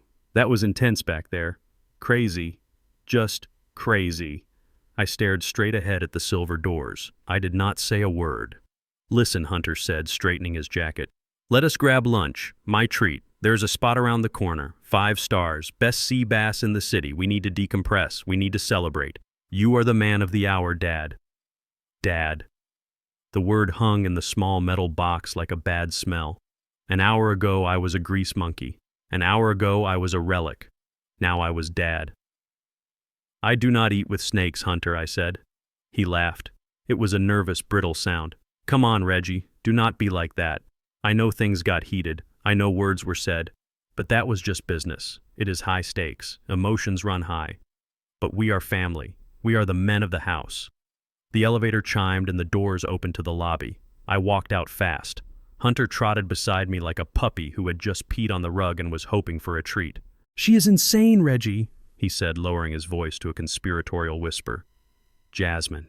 She is out of control. I have been trying to tell you for years. She is spoiled rotten. She treats me like garbage too, you know. She is impossible. Honestly, I was relieved when you put her in her place. She needed a reality check." He was throwing his wife to the wolves before the ink was even dry on the trust documents. We pushed through the revolving doors onto the busy Manhattan sidewalk. The noise of the city hit us. Horns honking, people shouting. Hunter moved in front of me, blocking my path to the curb. "Look at me, Reggie," he said, his eyes wide and pleading. "You have the control now. You have the assets. But let us be real. You are a mechanic. You know engines. You do not know hedge funds. You do not know tax shelters. Managing $200 million is a full-time job. It is a shark tank out there. You will get eaten alive by the fees alone." He placed a hand on his chest. "I can help you," he said. "I am a finance guy. This is my world. Let me manage the trust for you. I can double that money in 18 months. I have access to deals you have never even heard of. Crypto, tech startups, high-yield bonds. I can make us both kings. We freeze Jasmine out. We cut her allowance. We run this thing together, just you and me. I will do it for half the standard commission. We keep it in the family." I looked at him. I looked at the sweat staining his silk collar. I looked at the tremor in his hands. He did not look like a king. He looked like a junkie needing a fix. I reached into the inside pocket of my jacket. I did not pull out a checkbook. I pulled out a folded piece of paper. It was a credit report. Not mine. His. Kat had taught me that information was better than ammunition. I unfolded the paper and held it up. "You want to manage my money?" I asked. "Yes," Hunter said, nodding eagerly. "Yes. I am the best." I looked at the numbers on the page. "Is that why you owe $5 million to the Vori Vizicone?" I asked. Hunter froze. His mouth opened, but no sound came out. The color drained from his face, leaving him looking like wet dough. "I know about the crypto exchange, Hunter," I said. "I know you bet the farm on a coin that went to zero. I know you leveraged your condo. I know you leveraged your car. And I know you borrowed money from Russian loan sharks in Brighton Beach to cover your margin calls." Hunter made a small choking noise. He looked around wildly as if expecting to see hitmen in the crowd. "I have friends, Hunter," I said. "Friends who work security, friends who drive limos. They talk. You are not a financial genius. You are a gambler, and you lost. You needed Kat to die. You needed that inheritance to pay off your debt before they break your kneecaps. That is why you wanted to sell the factory. You needed quick cash to save your own skin." "Reggie, please," Hunter whispered. He grabbed my arm. His grip was wet and shaking. "You do not understand. They gave me 48 hours. If I do not pay them, they are going to kill me. They are serious. You have to help me. $5 million is nothing to you now. It is a rounding error. Write me a check, please. I will do anything. I will sign whatever you want. Just save my life." I looked at his hand on my arm. I remembered him blocking me at the church. I remembered him calling me nothing. "You called me a relic," I said. "You called me useless." I was stressed. He sobbed. "I did not mean it. I love you, Reggie." "No, you don't," I said. "You love money, and you are out of it." I pulled my arm free. "I am not going to help you, Hunter," I said. "I am not going to pay your gambling debts. You dug this hole. You can lie in it." The begging vanished from his face instantly. It was replaced by a look of pure, unadulterated hatred. His lip curled back. "You old bastard," he spat. "You selfish piece of trash. You are going to let me die. You are sitting on a fortune and you won't lift a finger. I hope you rot. I hope you die alone in that cabin. You are nothing. You are dirt." He raised his fist. He was going to hit me. But then a black SUV pulled up to the curb. The window rolled down. Two men with thick necks and cold eyes looked out. They looked right at Hunter. Hunter saw them. His fist dropped. He let out a whimper. "Your ride is here," I said. Hunter turned and ran. He bolted down the street, pushing people out of his way, running like a man who sees the reaper. The SUV peeled away from the curb and followed him slowly. I watched him go. I did not feel good. I did not feel happy. I just felt tired. I turned and walked toward the subway. I had a long ride back to Queens, and I had a company to save. The iron gates of the manor looked different today. Yesterday they were a barrier designed to keep me out. Today they were the entrance to a property that I was legally obligated to protect. I stood on the white gravel driveway next to Mr. Steinberg. Behind us were 2 squad cars from the Nassau County Police Department. Their lights were not flashing, but their presence was heavy. The silence of the neighborhood was shattered by the sound of breaking glass coming from inside the house. It sounded like a bomb had gone off in the foyer. We walked to the front door. It was wide open. The scene inside was a massacre of memory. The marble floor was covered in shards of blue and white porcelain. Jasmine was standing at the top of the grand staircase. She was still wearing the black dress from the funeral, but it was torn at the hem. Her hair was wild. In her hand she held a heavy crystal vase that Kat had bought in Venice 30 years ago. It was one of Kat's favorite things. Jasmine looked at it not with love, but with the pure destructive rage of a child who would rather break a toy than share it. She saw me enter. Her eyes narrowed. "Get out!" she screamed, her voice cracked. "Get out of my house. You have taken everything else. You are not taking this. This is mine. It is all mine." She hurled the vase. It sailed through the air end over end. It smashed into the banister 3 feet from my head, exploding into 1,000 glittering razor-sharp pieces. I did not flinch. I watched the crystal dust settle on the floor. "Jasmine," I said, my voice echoing in the cavernous hall. "Put down the statue." She grabbed a bronze sculpture from a pedestal. It was a heavy piece by Rodin. She hefted it over her head. "Make me," she shrieked. "Come up here and make me, old man. I will burn it down. I swear to God, I will burn it all down before I let you touch a single brick." Steinberg stepped forward. He stayed behind the cover of the doorframe. "Mrs. Sloan," he called out, "I am advising you to cease and desist immediately. You are destroying assets belonging to the Catherine Carter Memorial Trust. This is a criminal act. We have a court order for your immediate removal from the premises." "I do not care about your court order," Jasmine yelled. She threw the bronze sculpture. It hit the marble floor with a sickening crack, chipping the stone. "This is my mother's house.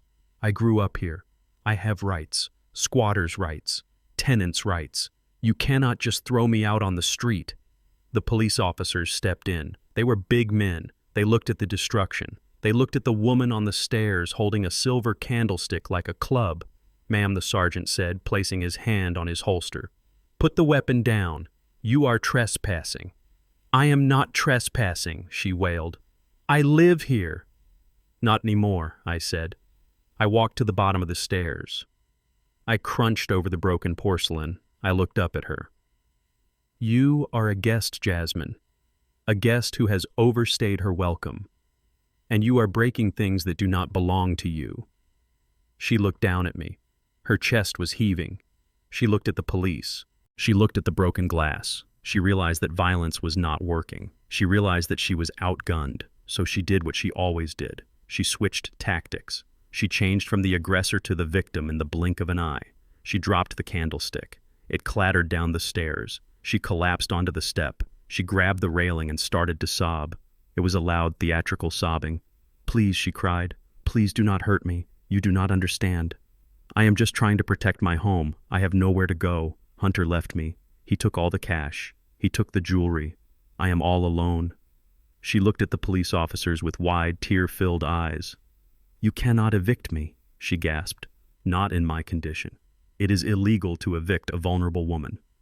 The sergeant paused. He looked uncomfortable. "Ma'am," he said softer this time, "we have a court order." "But you do not understand?" Jasmine shouted. She stood up. She placed her hands protectively over her stomach. She looked at me with the triumphant sneer hidden beneath her tears. "I am pregnant," she announced. The words hung in the air. The sergeant took a step back. His hand fell away from his belt. He looked at me. "Sir," the sergeant said, "if she is pregnant, that changes things. We have protocols. We cannot physically remove a pregnant woman if there is a risk to the child. We might need to call a medical team. This could take days to sort out." Jasmine saw the hesitation. She pressed her advantage. "Yes," she sobbed. "I am 2 months along. It is a high-risk pregnancy." The stress. Oh God, the stress is killing me. If you touch me, I will lose the baby. Do you want that on your conscience? Do you want to kill your own grandchild, Reggie? She looked at me. She thought she had me. She thought that the mention of a grandchild, the one thing Kat and I had always wanted, would freeze me. She thought I would crumble. She thought I would beg her to stay.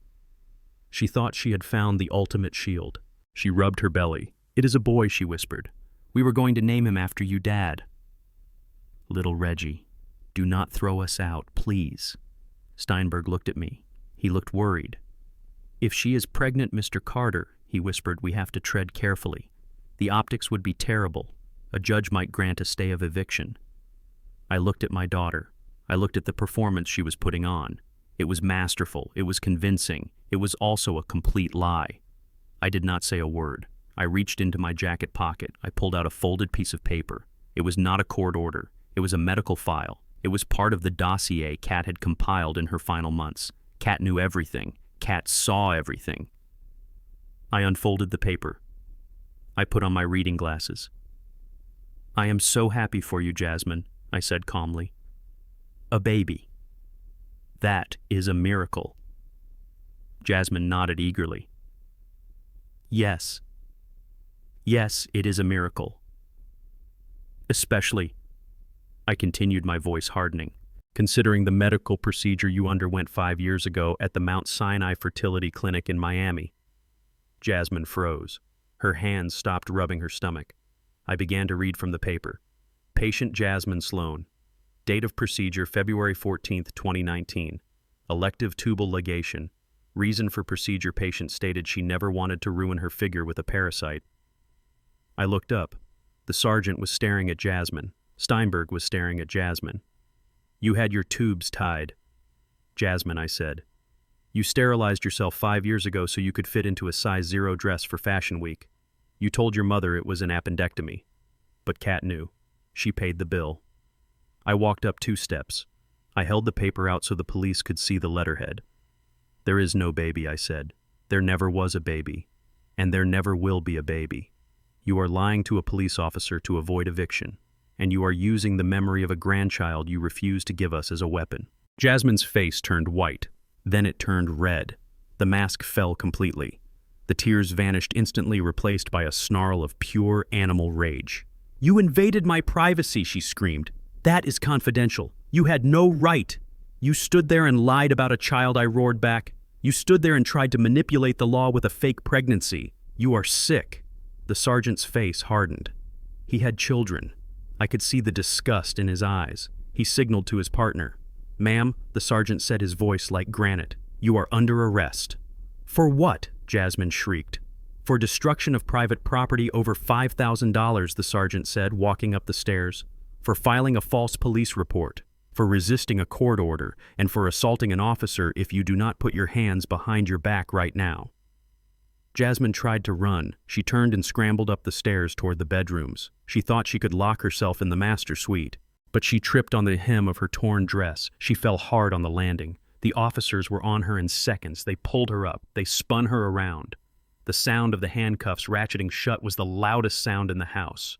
"Let me go!" she screamed, kicking at their shins. "I am Jasmine Carter. I own this town. You work for me. You have the right to remain silent," the sergeant said, dragging her down the stairs. She looked at me as she passed. Her eyes were wild. "Daddy, help me," she pleaded, switching tactics again. "Do not let them take me. I am your daughter." I looked at the broken vase on the floor. I looked at the house she had tried to destroy. "My daughter is gone," I said softly. I watched them drag her out the front door. She was screaming curses. She was kicking. She was dragged across the gravel driveway and shoved into the back of the squad car. The heavy oak door slammed shut. The house was silent. I stood alone in the foyer, surrounded by the wreckage of my former life. I was tired, but I was not done. I had secured the house. I had secured the company. But there was one loose end left. Hunter. The police cars had faded into the distance. The sirens were just a memory echoing in the humid afternoon air. The manor was silent now. It was a heavy silence. The kind of silence that fills a battlefield after the last cannon has fired and the smoke begins to clear. I stood alone in the foyer. The broken glass crunching under my shoes sounded like gunfire in the empty house. I walked slowly up the grand staircase. My hand trailed along the smooth mahogany banister. I did not go to the master bedroom. I went down the hall to the room at the end, the study. This was Kat's sanctuary. I pushed the door open. The air inside was stale. It smelled of old paper and the faint lingering scent of lavender. Her desk was exactly as she had left it. There were stacks of financial reports. There was a half-finished cup of tea that had evaporated, leaving a brown ring on the china. It felt like she had just stepped out for a moment. I walked around the desk and sat in her chair. It was high-backed leather. It creaked as it took my weight. I spun around and looked at the wall behind the desk. There was a large oil painting hanging there. It was not a portrait of her. It was not a landscape of Tuscany. It was a painting of our cabin in Atlanta. I stood up and moved the painting aside. Behind it was a wall safe. It was old steel, heavy, industrial. It was the kind of safe you install when you have secrets that are heavier than gold. I knew the combination. Kat had whispered it to me 3 days before she died. She held my hand tight, her grip surprisingly strong, and told me the numbers. 8/19/74. It was the date I sold my truck. My fingers trembled as I spun the dial. Left to 8, right to 19, left to 74. The tumblers clicked into place with a sound that felt final. I pulled the heavy handle. The door swung open on silent hinges. The safe was not full of money. It was not full of diamonds. It was full of paper. Stacks and stacks of paper. But right in front, sitting on top of the pile, was a bundle of letters tied together with a simple red ribbon. On the top envelope in Kat's elegant looping handwriting was a single word: Reginald. I took the bundle. I sat back down in her chair. My hands were shaking so bad I almost dropped them. I untied the ribbon. It fell to the floor like a drop of blood. I opened the first letter. The date at the top was May 14th, 2004. That was the day we signed our divorce papers. That was the day she told me I was holding her back. That was the day she told me she had outgrown me. That was the day my heart broke. I began to read.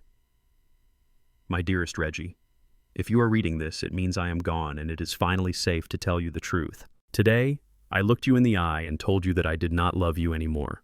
I told you that you were small. I told you that you were simple.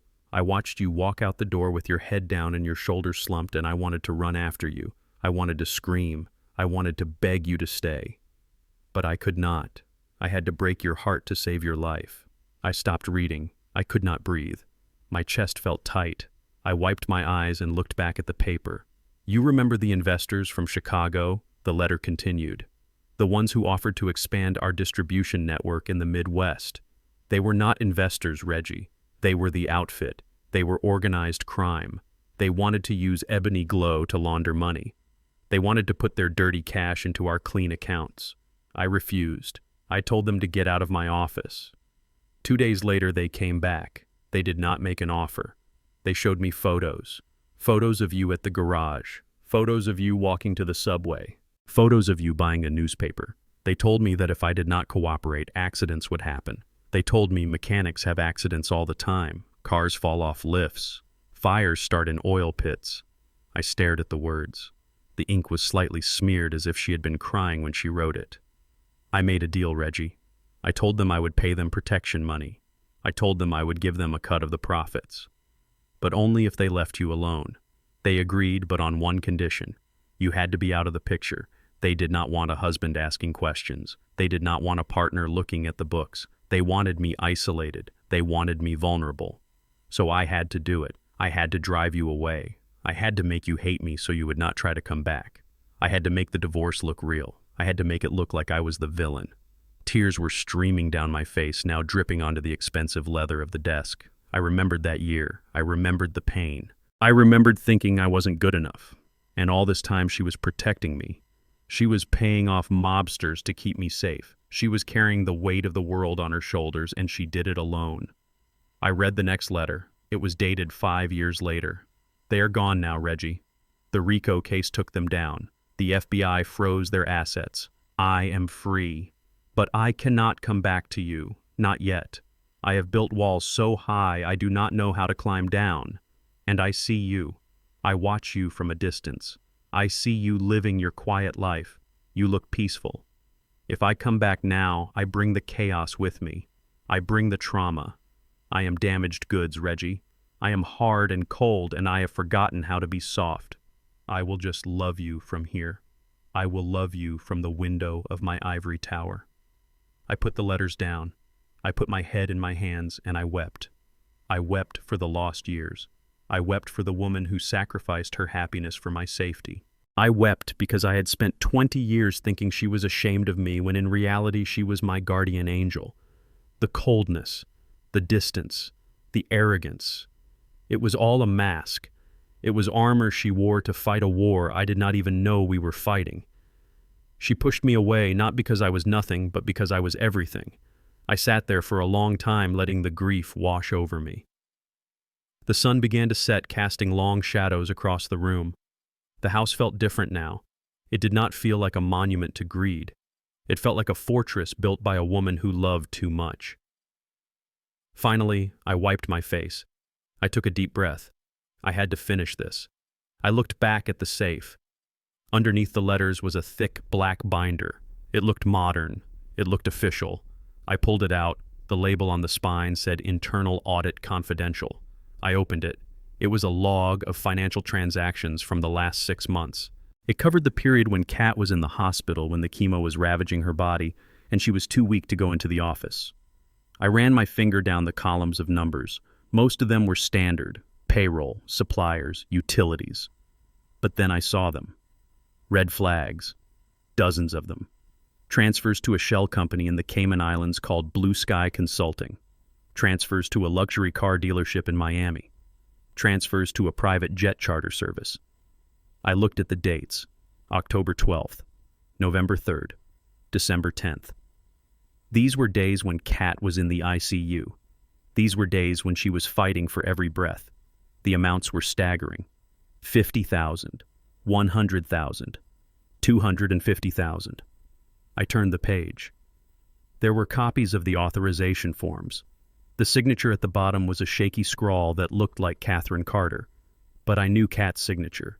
Even when she was dying, she signed her name with a flourish. This signature was hesitant.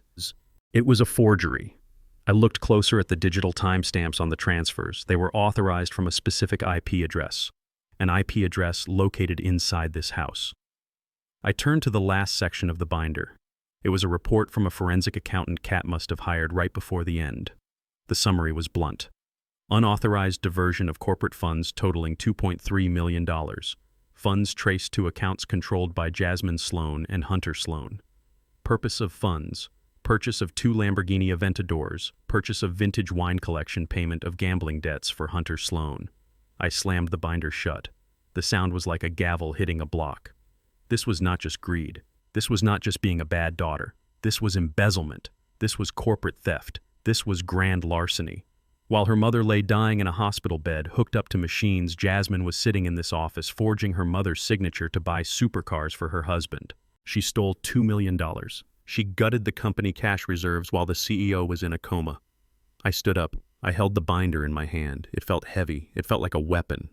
Jasmine thought her biggest problem was the trust. She thought her biggest problem was losing the allowance. She thought she was just broke. She was wrong. This binder was not a bill. It was a ticket. It was a one-way ticket to a federal prison cell. I walked over to the window and looked out at the driveway. The police cars were gone. The gravel was empty. I pictured Jasmine sitting in a holding cell right now, furious and indignant, thinking she would be out on bail in the morning, thinking she could hire a lawyer and fight the eviction, thinking this was a civil dispute over a house. She had no idea. I picked up my phone. I dialed Steinberg's number. "Steinberg," I said. "Yes, Mr. Carter, I am in the study." I opened the safe. "Did you find the letter?" Steinberg asked softly. "Yes," I said. "I know about the Chicago investors. I know everything." There was a pause on the line. "She loved you very much, Reginald. She made me promise to make sure you found those letters. She wanted you to know." "I know," I said. My voice was thick. "But I found something else, Steinberg. I found the black binder." Steinberg's tone changed instantly. It went from sympathetic friend to shark lawyer. The audit, he asked. Yes. 2.3 million. Forged signatures. Wire fraud. Steinberg let out a long breath. That is the nail in the coffin, Reggie. That is a Class B felony. With the amount involved, she is looking at 10 to 15 years mandatory. I looked at the binder. I looked at the painting of the cabin. Call the district attorney, Steinberg, I said. Tell him we have additional evidence. Tell him this is not just a trespassing case anymore. Tell him we want to file charges for embezzlement and fraud. Are you sure? Steinberg asked. She is your daughter. I looked at the empty desk where Kat had sat for 20 years protecting me, protecting us. I thought about Jasmine laughing at the funeral. I thought about her trying to sell the company. I thought about her stealing from her dying mother. She is not my daughter, I said. She is a thief who stole from the woman who gave her life. Kat protected me from the bad guy, Steinberg. Now it is my turn to protect her legacy. Make the call. I hung up the phone. I tucked the binder under my arm. I grabbed the bundle of letters. I walked out of the office and closed the door. I had one more stop to make. Jasmine was in a cell, but she was still hoping for a rescue. I needed to go down there and extinguish that hope personally. I needed to look her in the eye and tell her that the game was over. And then I needed to find Hunter. Because if Jasmine was the thief, Hunter was the one who drove the getaway car. And I had a special plan for him. The detention center waiting room smelled of industrial bleach and stale sweat, a combination that stuck to the back of my throat. I sat on a metal bench, my hands resting on my knees. I looked down at my shoes. They were brand new Oxford leather, polished to a mirror shine. For the first time in my life, I was not wearing clothes that smelled of oil or grease. I was wearing a navy blue bespoke suit cut from Italian wool that cost $3,000. I wore a silk tie. I looked like a man who owned the building, not the man who fixed the boiler in the basement. It was armor. I needed it because I was about to walk into a room and kill the last part of my heart that still beat for my daughter. Mr. Carter, follow me.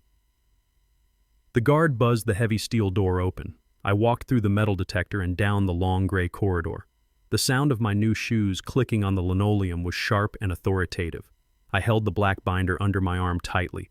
It felt heavier than an engine block. They led me to a private visitation booth. It was a small room divided by thick plexiglass. On my side, there was a plastic chair bolted to the floor. On the other side, there was emptiness. I sat down. I placed the binder on the ledge. I folded my hands and waited. 2 minutes later, a door on the other side buzzed. A guard led a woman in. At first, I did not recognize her. The woman in the orange jumpsuit was small. Her shoulders were hunched. Her hair, which was usually styled to perfection, was pulled back in a messy knot and looked greasy. She shuffled in wearing cheap canvas slip-ons. Her face was scrubbed clean of makeup, revealing dark circles under her eyes and blotchy red skin. It was Jasmine, my princess, the girl who demanded sparkling water with no ice, the woman who wanted to fire 300 workers. She sat down. She kept her head lowered, staring at her hands which were resting on the metal shelf. Her fingernails were bitten down to the quick, the diamonds gone. Jasmine, I said. Her head snapped up. Her eyes locked onto mine. For a second, she just stared. She looked at my suit. She looked at my tie. She looked at the gold watch on my wrist. It was a Rolex Kat had given me for our 20th anniversary that I had been too afraid to wear until today. Daddy, she whispered. Her voice was thin and cracked. Daddy, you came. I knew you would come. She leaned forward, pressing her palms against the glass. Tears started to spill from her eyes instantly. Daddy, you have to get me out of here, she cried. It is horrible. The women in here are animals. The food is rotten. I have not slept. I am scared, Daddy. Please. You have the money now. You control the trust. Post the bail. Hire the lawyers. Get me out. I cannot be here. I am Jasmine Carter. I do not belong in a cage. I looked at her. I looked at the tears streaming down her face. 20 years ago, I would have punched through that glass to get to her. I would have burned the world down to stop her from crying. But today, I just felt cold. You belong exactly where you are, Jasmine, I said, my voice steady. You broke the law. You assaulted an officer. You destroyed property. That was a mistake, she sobbed. I was stressed. I was grieving. I did not mean it. It was the heat of the moment. "You cannot leave me here because I broke a vase, Daddy. That is cruel." "It is not just the vase," I said. I opened the black binder. I pressed the page against the glass so she could see it. It was the audit report. It showed the wire transfer of $250,000 to the luxury car dealership in Miami. It showed the date, November 3rd. Jasmine's eyes widened. She stopped crying. She stared at the numbers. "I know about the embezzlement, Jasmine," I said. "I know you forged your mother's signature while she was on a ventilator. I know you stole $2.3 million from the company accounts to buy toys for your husband." Jasmine recoiled as if the paper had bitten her. She shook her head violently. "No," she stammered. "No, that wasn't me. That was Hunter. It was all Hunter. He forced me. Daddy. He is a monster. He has gambling debts.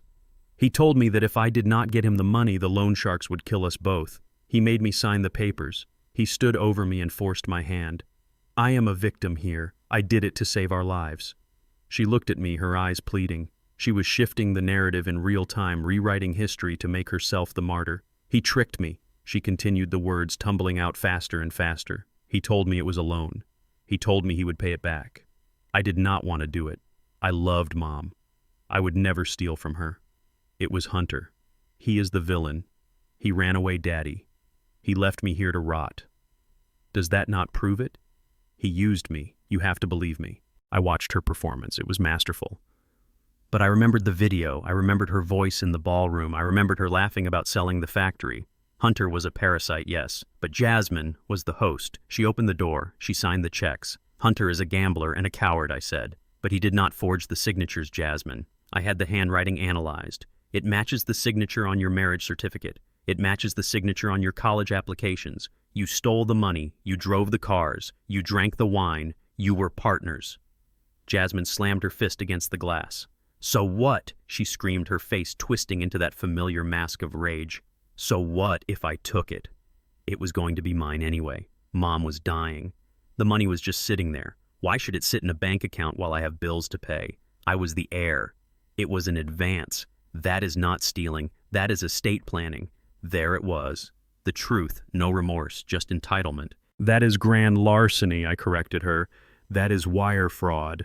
That is 20 years in a federal penitentiary." Jasmine went pale again. The fight drained out of her. She slumped in her chair.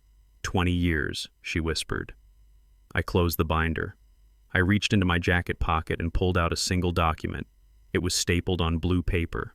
Steinberg had drafted it this morning. It was ironclad. "I can make the embezzlement charges go away," I said. Jasmine looked up. Hope flickered in her eyes. A desperate, hungry hope. "You can?" she asked. "I am the CEO," I said. "I am the executor. I can choose not to press charges for the corporate theft. I can tell the district attorney that we are handling the financial matter internally. I can tell them it was a misunderstanding. Without my cooperation, the fraud case falls apart. You will still have to deal with the assault charges and the resisting arrest, but with a good lawyer you can get probation. You could be out in 6 months." "Oh, thank God," Jasmine breathed. "Thank you, Daddy. I knew you loved me. I knew you wouldn't let me go to prison. I promise I will pay it back. I will work. I will run the marketing department. I will make you proud." I held up the document. I pressed it against the glass. "There is a condition," I said. Jasmine squinted at the paper. "What condition?" "This is a legal contract," I said. "It is a formal renunciation of rights. If you sign this, you are voluntarily removing yourself from the Catherine Carter Memorial Trust.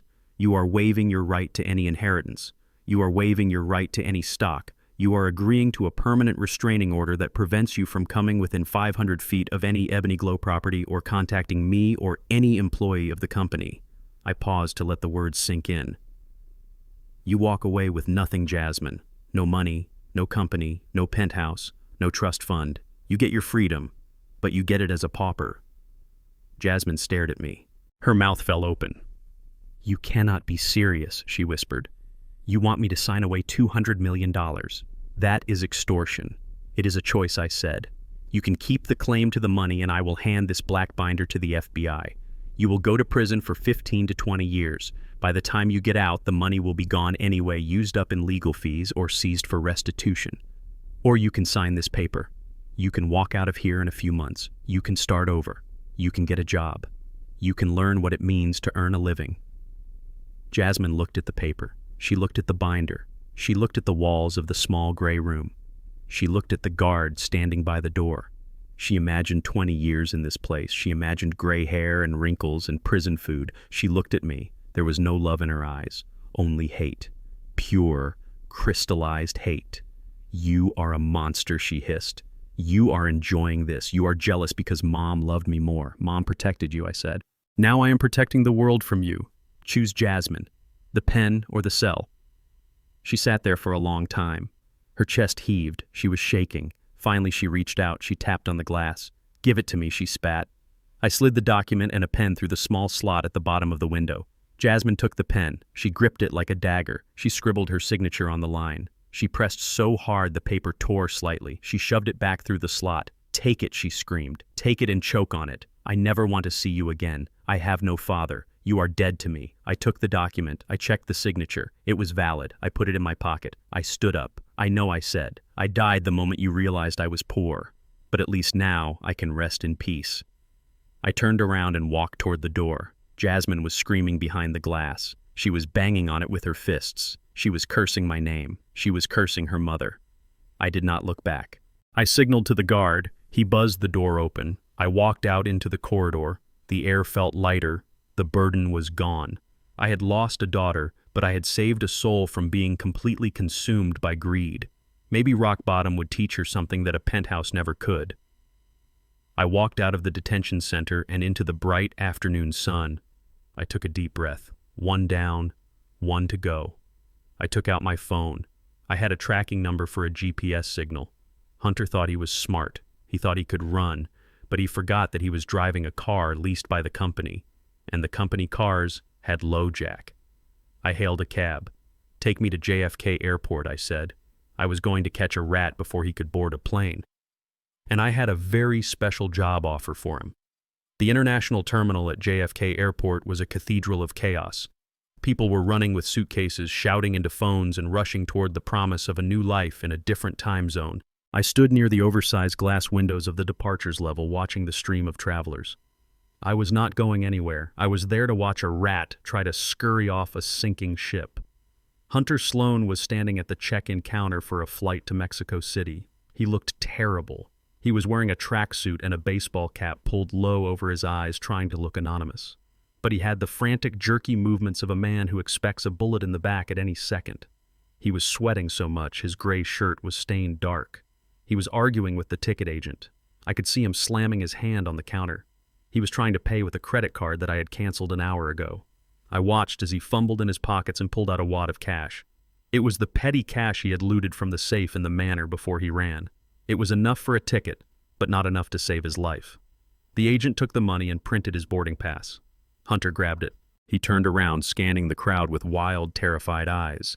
He did not see me, but he saw them. Standing near the entrance to the security checkpoint were two men. They were not police. They were wearing leather jackets and heavy gold chains. They were standing perfectly still, like statues carved out of granite. One of them was eating an apple with a knife. They were the associates of the men Hunter owed $5 million to. They had found him. They were not there to stop him. They were there to make sure he knew that he could fly to the moon, and they would still be waiting for him when he landed. Hunter froze. He looked at the men. He looked at the security checkpoint. He took a step back. Then from the left, a team of 4 officers in windbreakers approached him. They moved with professional speed. One of them tapped Hunter on the shoulder. Hunter jumped a foot in the air. He spun around. He saw the badges. I saw his mouth form the word "no." He tried to run. It was a pathetic attempt. He took 2 steps before he tripped over his own feet and sprawled onto the polished floor. The officers were on him instantly. They pulled his arms behind his back. They hauled him up. Hunter was screaming. He was looking at the men in the leather jackets, pleading with his eyes, preferring the handcuffs to the knife. The officers dragged him away. The men in the leather jackets watched him go, then turned and walked out the automatic doors. They did not need to do anything. The law had done the work for them. I turned and walked to the nearest seating area. I sat down and waited. I knew what would happen next. Hunter was a coward, and cowards always make one phone call to the only person they think might still have a shred of mercy. 30 minutes later, my phone rang. The caller ID said unknown number. I answered it. "Hello, Hunter," I said. Reggie Hunter screamed. His voice was distorted, echoing off the concrete walls of a holding cell. "You have to help me. You have to get me out. They are going to kill me." I held the phone away from my ear. "Slow down, Hunter," I said. "Who is going to kill you?" "The Russians," he sobbed. "They were at the airport. They saw me get arrested. They have people inside Reggie. They have people everywhere. If I go into general population, I am a dead man. They know I tried to run. They know I do not have the money. You have to post my bail. You have to pay them off. Please. I am begging you. I do not want to die." I listened to him cry. I listened to the man who had called me a relic and a grease monkey beg for his life. It should have felt good. It should have felt like victory. But it just felt cold. "How much is the debt, Hunter?" I asked. $5 million, he gasped. $5 million plus interest. It is nothing to you. You have $200 million. You can write a check and make it go away. Please, Reggie. We are family. I was your son-in-law. I made Jasmine happy once. Do it for Kat. Do it for the memory of the family we used to be." He was desperate. He was using every card he had. He was invoking the name of the woman he had stolen from. "I am not going to pay your bail." "Hunter," I said. He made a sound like a wounded animal. "No, no, no. You cannot do that. You cannot leave me here." But I continued, my voice steady. "I did make a phone call. I called a man named Yuri. Do you know Yuri?" The line went silent. I could hear Hunter's breathing hitch. "Yuri is the man who holds your note," I said. "We had a very interesting conversation about risk management. Yuri is a businessman. He knows that a dead man cannot pay debts. He knows that if you die in prison, he gets zero. So I made him an offer." "What offer?" Hunter whispered. "I bought your debt," I said. Hunter let out a confused breath. "You bought it. You paid him." "I paid him 10 cents on the dollar," I said. "I paid him $500,000 cash to transfer the ownership of your loan to me." Yuri was happy to get something back on a bad investment. He agreed to call off his dogs. "You are safe from the Russians, Hunter. No one is going to shank you in the shower." "Oh God," Hunter cried. "Oh God, thank you, Reggie. Thank you. I knew you were a good man. I knew you would save me. I will pay you back. I swear. I will work. I will do whatever you want. When I get out of here, I will start over. I will make it right." I waited for him to finish his babbling.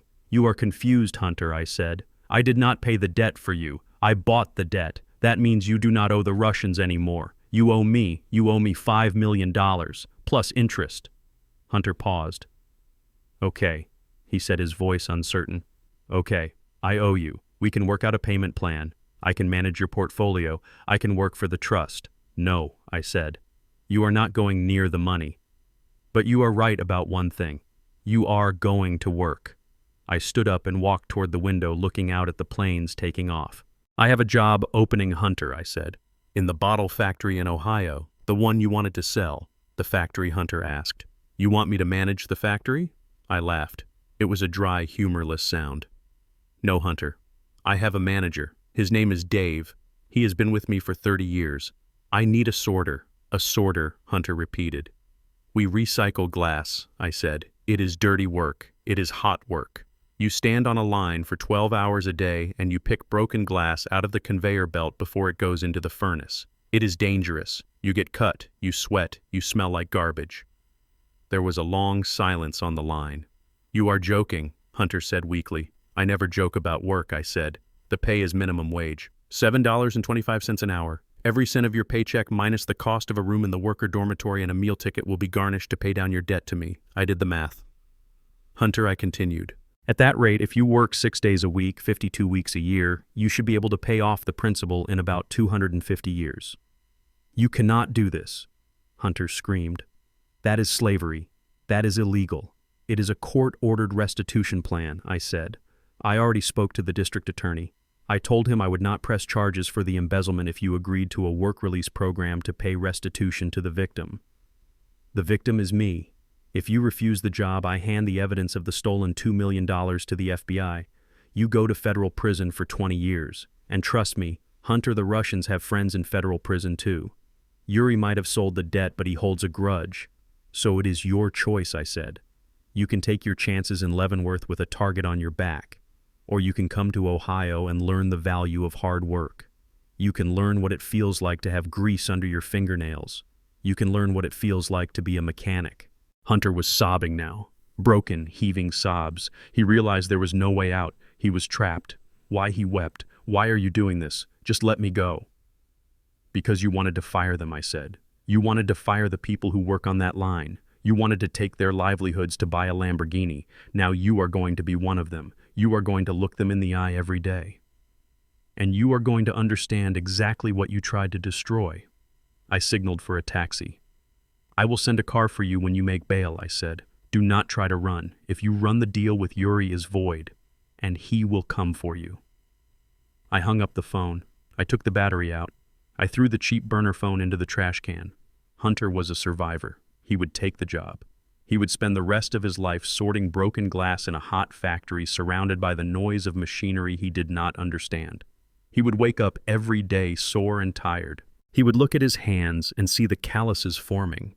And every time he picked up a shard of glass, he would remember the champagne glass he held at the funeral. It was not revenge. It was education. I got into the taxi. Take me to the office, I said. I had a company to rebuild. I had formulas to mix. And I had a legacy to secure. The parasites were gone. The host was healing. And for the first time since Kat died, I felt like I could breathe. The boardroom on the 45th floor of the Ebony Glow headquarters was colder than the morgue where I had said goodbye to Kat. 20 men and women in suits that cost more than my annual salary sat around the oval table. They were the board of directors. They were the people Jasmine and Hunter had handpicked to turn a family business into a cash machine. They looked at me with open hostility. To them, I was not the majority shareholder. I was a disruption. I was a glitch in their algorithm. I was a 72-year-old mechanic wearing a suit that was too tight in the shoulders and hands that were too rough for their polished world. Mr. Vance, the chairman of the board, stood up. He was a tall man with silver hair and a smile that looked like it had been surgically attached. Mr. Carter, he said, his voice dripping with condescension. We appreciate you coming in. We understand this is a difficult time. However, the markets are volatile. The stock has dropped 15% since the news broke about the license revocation. We have a fiduciary responsibility to the shareholders. Frankly, we do not believe you are equipped to navigate a multinational corporation through this crisis. We have prepared a buyout package. It is generous. It will allow you to retire in comfort and let the professionals handle the restructuring. A murmur of agreement went around the table. They nodded. They checked their watches. They wanted me to take the check and leave. They wanted to get back to stripping the assets. They thought I was intimidated. They thought I was confused. I stood up. I did not walk to the head of the table. I walked to the side where a service cart had been set up with coffee and pastries. I pushed the china cups aside. I reached into my bag and pulled out a portable hot plate. I plugged it in. The board members exchanged glances. Vance looked like he was about to call security. What are you doing? Vance asked. This is a boardroom, not a cafeteria. I ignored him. I pulled out a beaker. I pulled out a jar of raw, unrefined shea butter. I pulled out a vial of essential lavender oil. I pulled out a thermometer. You say I am not equipped, I said, my voice low and steady. You say I do not know business, but you are wrong. This is the business. I turned the hot plate on. I began to melt the butter. The smell filled the sterile room. It was an earthy, nutty scent. It smelled like the kitchen in Queens in 1985. It smelled like hard work. You look at spreadsheets. I continued stirring the mixture with a glass rod. You look at profit margins. You look at cost cutting. But you do not look at the product. You do not know that if you heat this butter 1 degree past 110, it loses its healing properties. You do not know that if you add the lavender too early, the scent evaporates before it hits the jar. I added the oil. I watched the emulsion swirl. It was perfect. I turned off the heat. I poured a small amount into a glass dish. It set instantly into a rich, creamy gold. This is the original formula, I said. This is what built this building. This is what paid for your suits. And for the last 5 years, under Jasmine and Hunter, you have been watering it down. You have been adding fillers. You have been selling a lie. I wiped my hands on a rag I kept in my pocket. I looked around the room. In the corner near the window stood a grand piano. It was a Steinway. It was covered in dust. It was a piece of furniture, to them a decoration. I walked over to it. I sat down on the bench. I lifted the fallboard. The keys were yellowed ivory. Kat loved this piano, I said. She used to play when the stress got too high. She said business was like music. It needs rhythm. It needs soul. If you just hit the notes, it is noise. If you feel them, it is art. I placed my hands on the keys. My fingers were thick and scarred, but they knew where to go. I began to play. I did not play a simple tune. I played Thelonious Monk. I played Round Midnight. I played it with the dissonance and the harmony and the pain and the beauty. The music filled the room. It bounced off the glass walls. It demanded to be heard. The board members stared. Their mouths hung open. They expected me to be simple. They expected me to be stupid. They did not know that a man who can tune an engine by ear can also understand the complexity of jazz. They did not know that mechanics is an art form. I finished the piece. The final chord hung in the air, vibrating in the silence. I stood up. I closed the piano. I walked back to the table.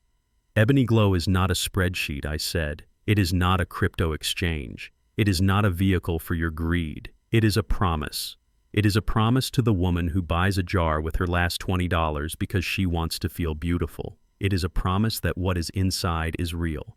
It is a promise that came from the soul of Catherine Carter, and you have broken that promise.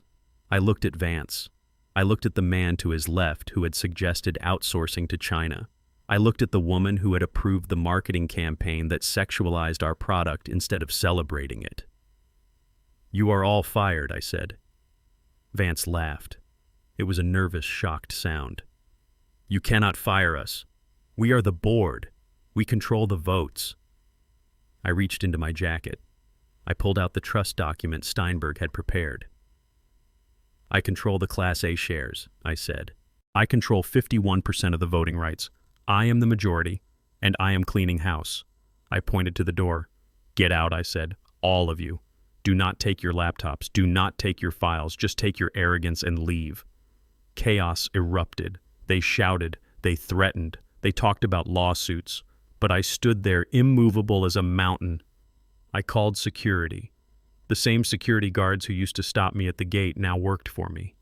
They escorted the board members out one by one. I watched them go. I watched the parasites leave the host.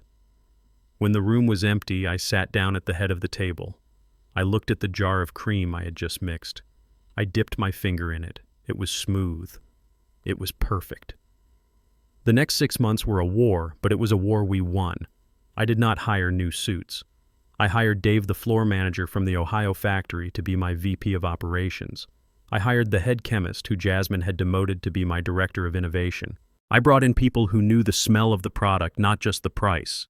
We went back to the original formula. We stripped out the parabens. We stripped out the cheap fillers. We raised the price by $2 to cover the cost of quality ingredients, and we told the customers exactly why. We told them the truth. We ran ads showing my hands, not models, my hands, mixing the cream.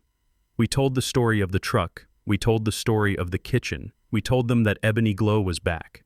The market reacted instantly. The stock dipped for a week, then it rallied. Then it soared. Social media exploded. Women posted videos comparing the old watered-down cream to the new batch.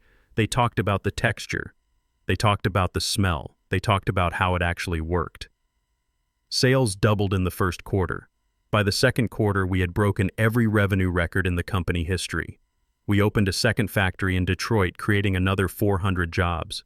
We expanded the scholarship fund. I sat in Kat's office, which was now my office. I looked at the quarterly report. $250 million in revenue. The company was worth more now than it ever had been, and we had done it without selling our souls. We had done it by honoring the legacy. I looked out the window at the city skyline. I thought about Hunter sorting glass in Ohio. I thought about Jasmine sitting in a cell. They had wanted the golden egg so badly they tried to kill the goose. They never understood that the gold wasn't the money. The gold was the work. The gold was the pride. I pressed the intercom button on my desk. "Ms. Davis," I said to my new assistant, a young woman from Harlem who reminded me of Kat. "Yes, Mr. Carter." "Send a memo to the warehouse," I said. "Everyone gets a 10% bonus this month. And tell the shift manager in Ohio to give Hunter Sloan an extra 15-minute break today. He is going to need his strength." I leaned back in the chair. I closed my eyes. I could almost smell lavender and engine oil. I could almost hear Kat laughing. "We did it, Kat. We took it back. And we made it shine." The calendar on the wall of my office marked exactly 365 days since the gavel fell. It had been a year of rebuilding, a year of healing. The company was stronger than ever, with profits soaring and the new factory in Detroit running at full capacity. But today I was not looking at the spreadsheets. I was looking at the security feed from the lobby. I knew she was coming. Her lawyer had sent an email a week ago stating that her probation terms required her to maintain gainful employment, and she had requested a meeting. I watched the revolving doors spin. Jasmine stepped out. She looked different. The year in the county lockup awaiting trial, and then serving her reduced sentence, had stripped away the polish. She was thinner.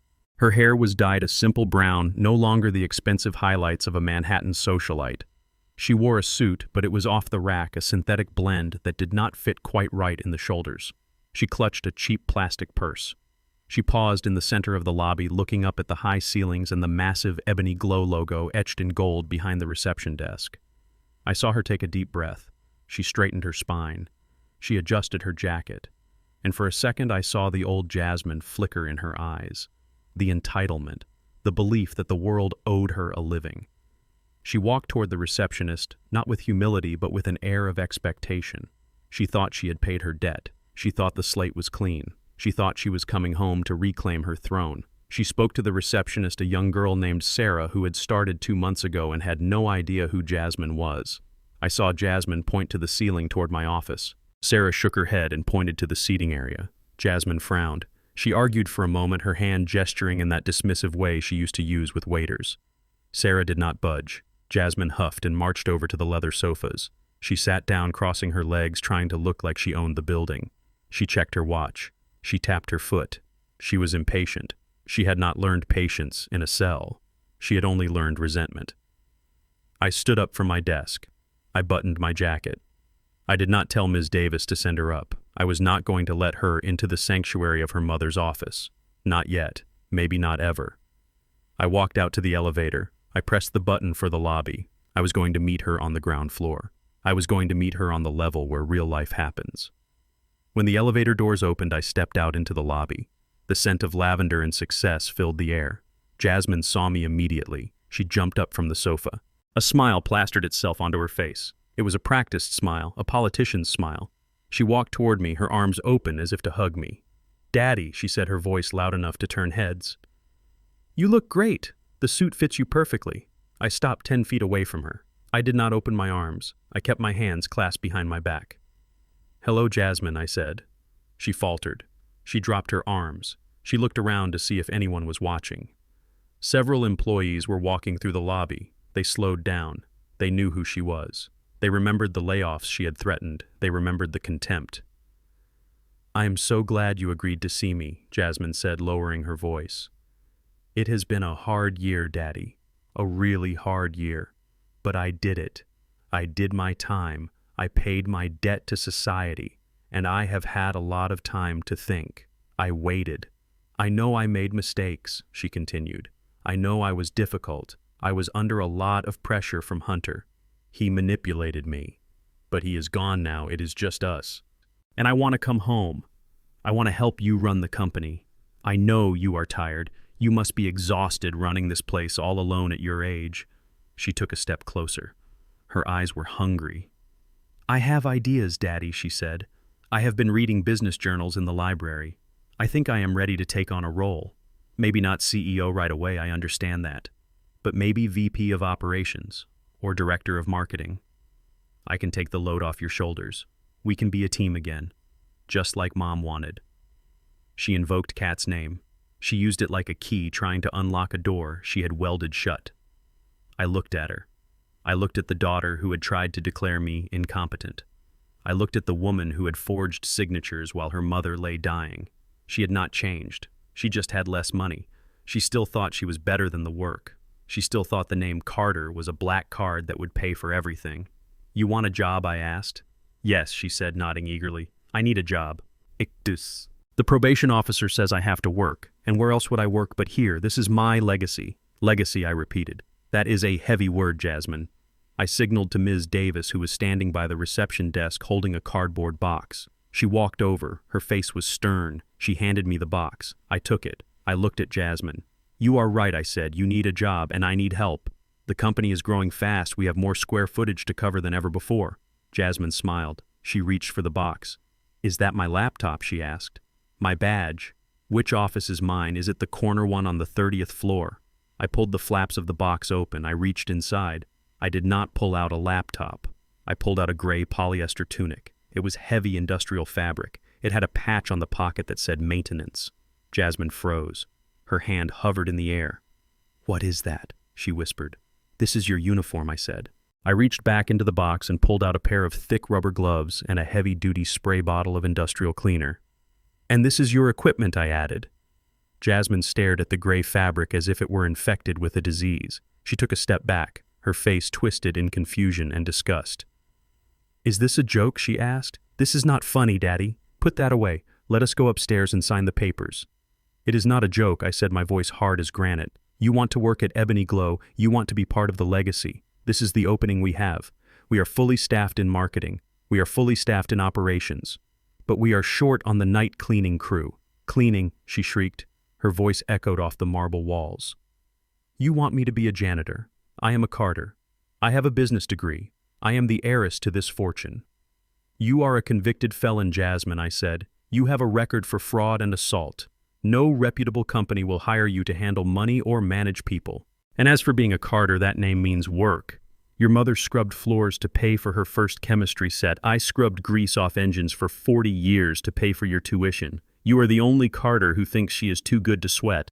I tossed the gray tunic at her. She caught it reflexively, clutching it to her chest.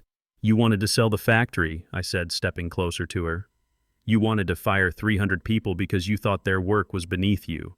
You called them overhead. You called them liabilities. Well, now you are going to learn what it feels like to be the person who cleans up the mess. I pointed to a heavy push broom leaning against the wall near the security desk. That is your desk, I said. You start in the lobby, then you do the bathrooms on the first floor, then the break room, you work 8 hours a day, you get a 30-minute lunch, the pay is $15 an hour. Jasmine threw the tunic on the floor. No, she screamed. I will not do it. This is humiliation. You are trying to embarrass me. I will not scrub toilets for you. I will not be your slave. I looked at her calmly. I did not raise my voice. Then leave, I said. I pointed to the revolving doors. Walk out that door, Jasmine. Go find another job with your criminal record. Go find an apartment with no credit history and no references. Go see how far the name Jasmine Sloan gets you in the real world without my money backing it up. She looked at the door. She looked at the street outside. It was raining. It was cold. She knew what was out there. She knew about the halfway house she was living in. She knew about the bus ride. She knew about the hunger. You have a choice, I said. You can walk out there and starve. You can let your pride eat you alive. Or you can pick up that shirt. You can pick up that broom. And you can start earning your way back into the human race. Not as a princess, but as a person. I waited. The lobby was silent. The employees had stopped pretending to work. They were watching. These were the people she had treated like dirt for years. The receptionist, the security guards, the delivery drivers. They were all watching. Jasmine looked at them. She saw their faces. There was no pity in their eyes. There was only judgment. She looked at me. She wanted me to crack. She wanted me to save her. I stood like a statue. Tears of rage welled up in her eyes. Her hands curled into fists at her sides. She was shaking. She looked down at the gray polyester tunic lying on the polished marble floor. It looked ugly. It looked cheap. It looked like the end of her life. But it was also a lifeline. Slowly, painfully, she bent down. Her knees cracked. She reached out and grabbed the fabric. She stood up, clutching the uniform. She looked at me one last time, hoping for a reprieve, hoping for a smile, hoping for anything other than this stone-cold lesson. I gave her nothing. Put it on, I said. The restrooms are down the hall. Jasmine turned away from me. She walked toward the employee restrooms. Her head was down, her shoulders were slumped. She looked smaller than I had ever seen her. She disappeared into the bathroom. I stood there and waited. 5 minutes passed, then 10. I wondered if she had climbed out the window. I wondered if she had run away. Then the door opened. Jasmine stepped out. She was wearing the gray tunic. It was baggy on her. She had pulled her hair back into a tight bun.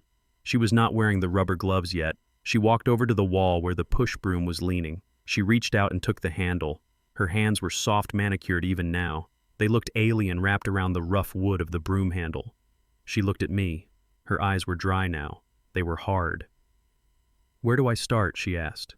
Her voice was flat. "Start here," I said, pointing to a scuff mark on the floor near the entrance. "And Jasmine." She looked up. "Do a good job," I said. "If the floor is not spotless, Ms. Davis will write you up. 3 write-ups and you are fired. I do not care who your mother was." She nodded once. A short, sharp jerk of her head. She put the bristles of the broom against the marble.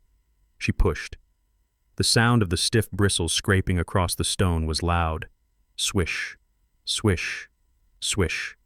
She began to sweep. She swept the dust. She swept the dirt that people tracked in from the street. She swept away the last remnants of her ego. I watched her for a moment. I watched my daughter, the heiress, cleaning the floor of the building she thought she would rule. It was a sad sight, but it was also a hopeful one, because for the first time in her life she was doing something real. She was contributing. She was working. I turned to Ms. Davis. "Keep an eye on her," I said quietly. "Treat her like any other employee, no special favors, but make sure she takes her lunch break." Miss Davis nodded. "Yes, Mr. Carter." I walked back to the elevator. I pressed the button for the 45th floor. I did not look back. I had a meeting with the R&D team about a new organic sourcing initiative. I had work to do, and now finally so did Jasmine. The gravel driveway of the cabin did not crunch like the imported white stones of the manor. It sounded like dirt and rocks and reality. I parked the rental car next to the old woodpile. I stepped out into the humid Georgia air. It smelled of pine needles and damp earth. It did not smell of air freshener or desperation. I walked up the wooden steps to the porch. One of the boards creaked. I made a mental note to fix it tomorrow. I had time now. I had all the time in the world. Jasmine had called this place a rotting shack. She had laughed when Steinberg read it in the will. She saw a depreciating asset in a zip code that did not matter. I saw the place where Kat and I sat on summer nights before we had a dime to our names, listening to the cicadas and dreaming about the future. I unlocked the front door. The air inside was still, but it was not stale. It was waiting. I put my bag on the floor. I walked into the small kitchen. It had laminate countertops and a stove from the 90s. It was perfect. I could have lived in the penthouse in Manhattan. I could have bought a villa in Tuscany. I could have bought an island. I had $200 million in the trust account and full control of a company generating record profits. But I did not want any of that. Those things were heavy. They required maintenance. They required staff. They required you to worry about who was trying to take them from you. This cabin required a hammer and some nails. I knew how to use those. I walked out to the back porch. The sun was starting to set, painting the sky in bruises of purple and orange. I sat down in the rocking chair Kat had bought at a flea market 30 years ago. I rocked back and forth. The rhythm was soothing. It was the rhythm of a life that had finally found its balance. A car pulled up the drive. It was a black town car, but it was dusty. Steinberg stepped out. He was not wearing a tie today. He looked tired but relaxed. He walked up the steps carrying a bottle of bourbon. It was not the rare vintage Hunter had stolen. It was a solid, honest bottle you could buy at any liquor store. He sat in the chair next to me. He poured 2 glasses. We sat in silence for a long time watching the light fade. We did not need to talk. We had been through the war together. We had seen the ugly underbelly of greed. We had cleaned the wound. So Steinberg said, finally taking a sip, "The paperwork is ready. The board has been reconstituted. The quarterly projections are up 40%. The factory in Ohio is running 3 shifts. You have done it, Reggie. You saved the company." I nodded. "The company is safe," I said. "The people are safe." That was the job. Steinberg looked at me. He swirled the amber liquid in his glass. "And now we have to talk about the surplus," he said. "The trust, the liquid assets, the money Jasmine wanted so badly she was willing to destroy her family for it. It is sitting there, Reggie. It is accumulating interest. It is a lot of power for one man." I looked out at the tree line. I thought about the money. $200 million. It was a number so big it lost its meaning. It was just zeros on a screen. But to Jasmine and Hunter, those zeros were a drug. They were a substitute for character. They were a substitute for love. I do not want it, I said. Steinberg turned his head. I beg your pardon. I do not want the money. Steinberg, I said, I have my pension. I have the salary from the company which I earn by working every day. I have this cabin. I have my truck. What else do I need? If I keep that money, it will just sit there waiting for someone else to try and steal it. It is a target. I want to remove the target. Steinberg smiled. He reached into his jacket pocket and pulled out a notepad. I had a feeling you might say that, he said. What do you have in mind? I want to set up a scholarship fund, I said. The Catherine and Reginald Carter Initiative. Steinberg began to write. Okay. For whom? For the kids like us, I said. For the kids in Queens and Detroit and Atlanta who have ideas but no capital. For the mechanics who want to be engineers. For the girls mixing potions in their kitchen sinks who want to be chemists. I want to pay for their tuition. I want to pay for their labs. I want to give them seed money for their startups. But there is a condition. Steinberg looked up. There is always a condition with you, Reggie.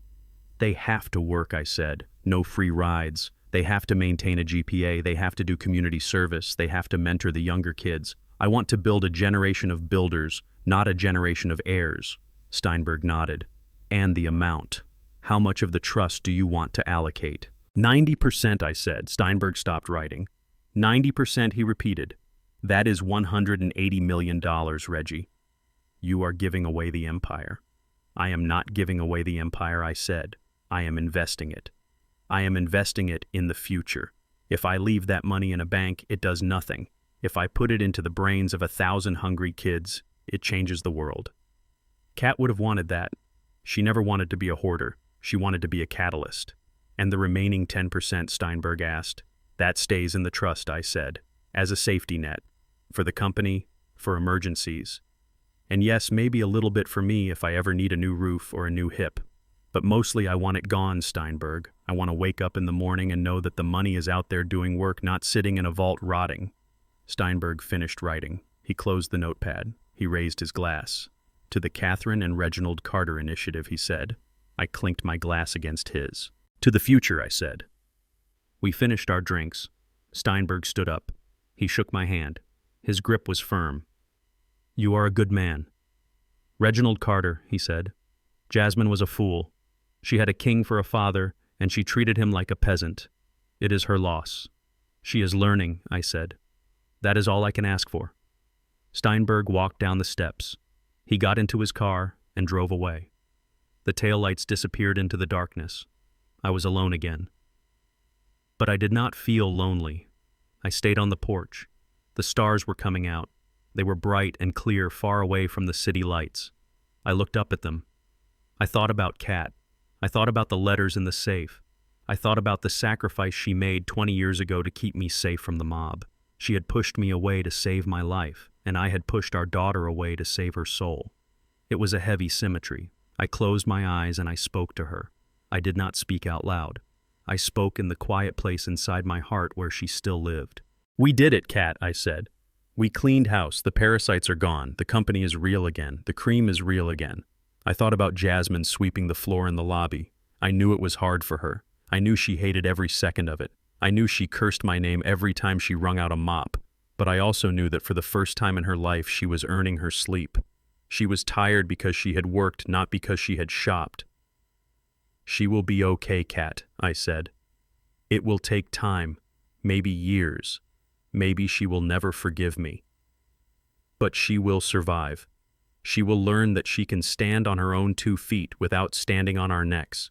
And maybe one day she will look at that clean floor and feel a spark of pride.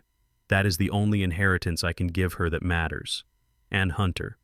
I thought about him on the sorting line. I thought about the heat and the noise. I hoped the work was breaking him down so he could be built back up. I hoped he was realizing that a man is defined by what he produces, not what he consumes. I saved them, Kat, I said. I saved them from themselves. It was the hardest thing I ever had to do. I had to be the villain to be the father they needed. A breeze rustled the pine trees. It felt like a caress. I took a deep breath. The air was clean. I am tired, Kat, I said. I am an old man. I fought the board. I fought the lawyers. I fought our own children. but I am still standing. I am still Reggie. I did not let the money change me. I did not let the anger consume me. I did what had to be done. I stood up. My knees popped. I picked up the empty glasses. I walked into the cabin. I washed them in the sink with soap and water.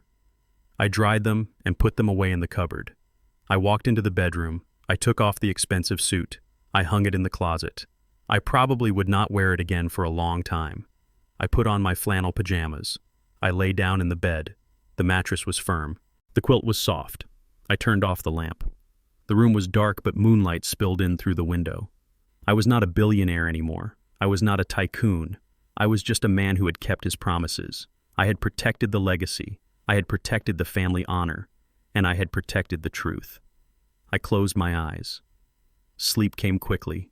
It was a deep, dreamless sleep. It was the sleep of the just. And for the first time in a long time, I was not waiting for the other shoe to drop. The storm was over. The house was still standing. And I was home. Many people spend their lives chasing the wrong kind of gold. They believe wealth is measured by the zeros in a bank account or the label on a suit. But I learned that true inheritance isn't what you leave in a will. It is what you leave in people's hearts. My daughter and Hunter built their lives on the shifting sands of greed and entitlement, and it collapsed under the first sign of pressure. I built mine on the bedrock of hard work and truth. Money is just fuel, but character is the engine. Without a good engine, you aren't going anywhere. If you believe that integrity is worth more than millions, hit that like button and subscribe for more stories of justice served. Let me know in the comments. Would you have given Jasmine a second chance, or did she get exactly what she deserved?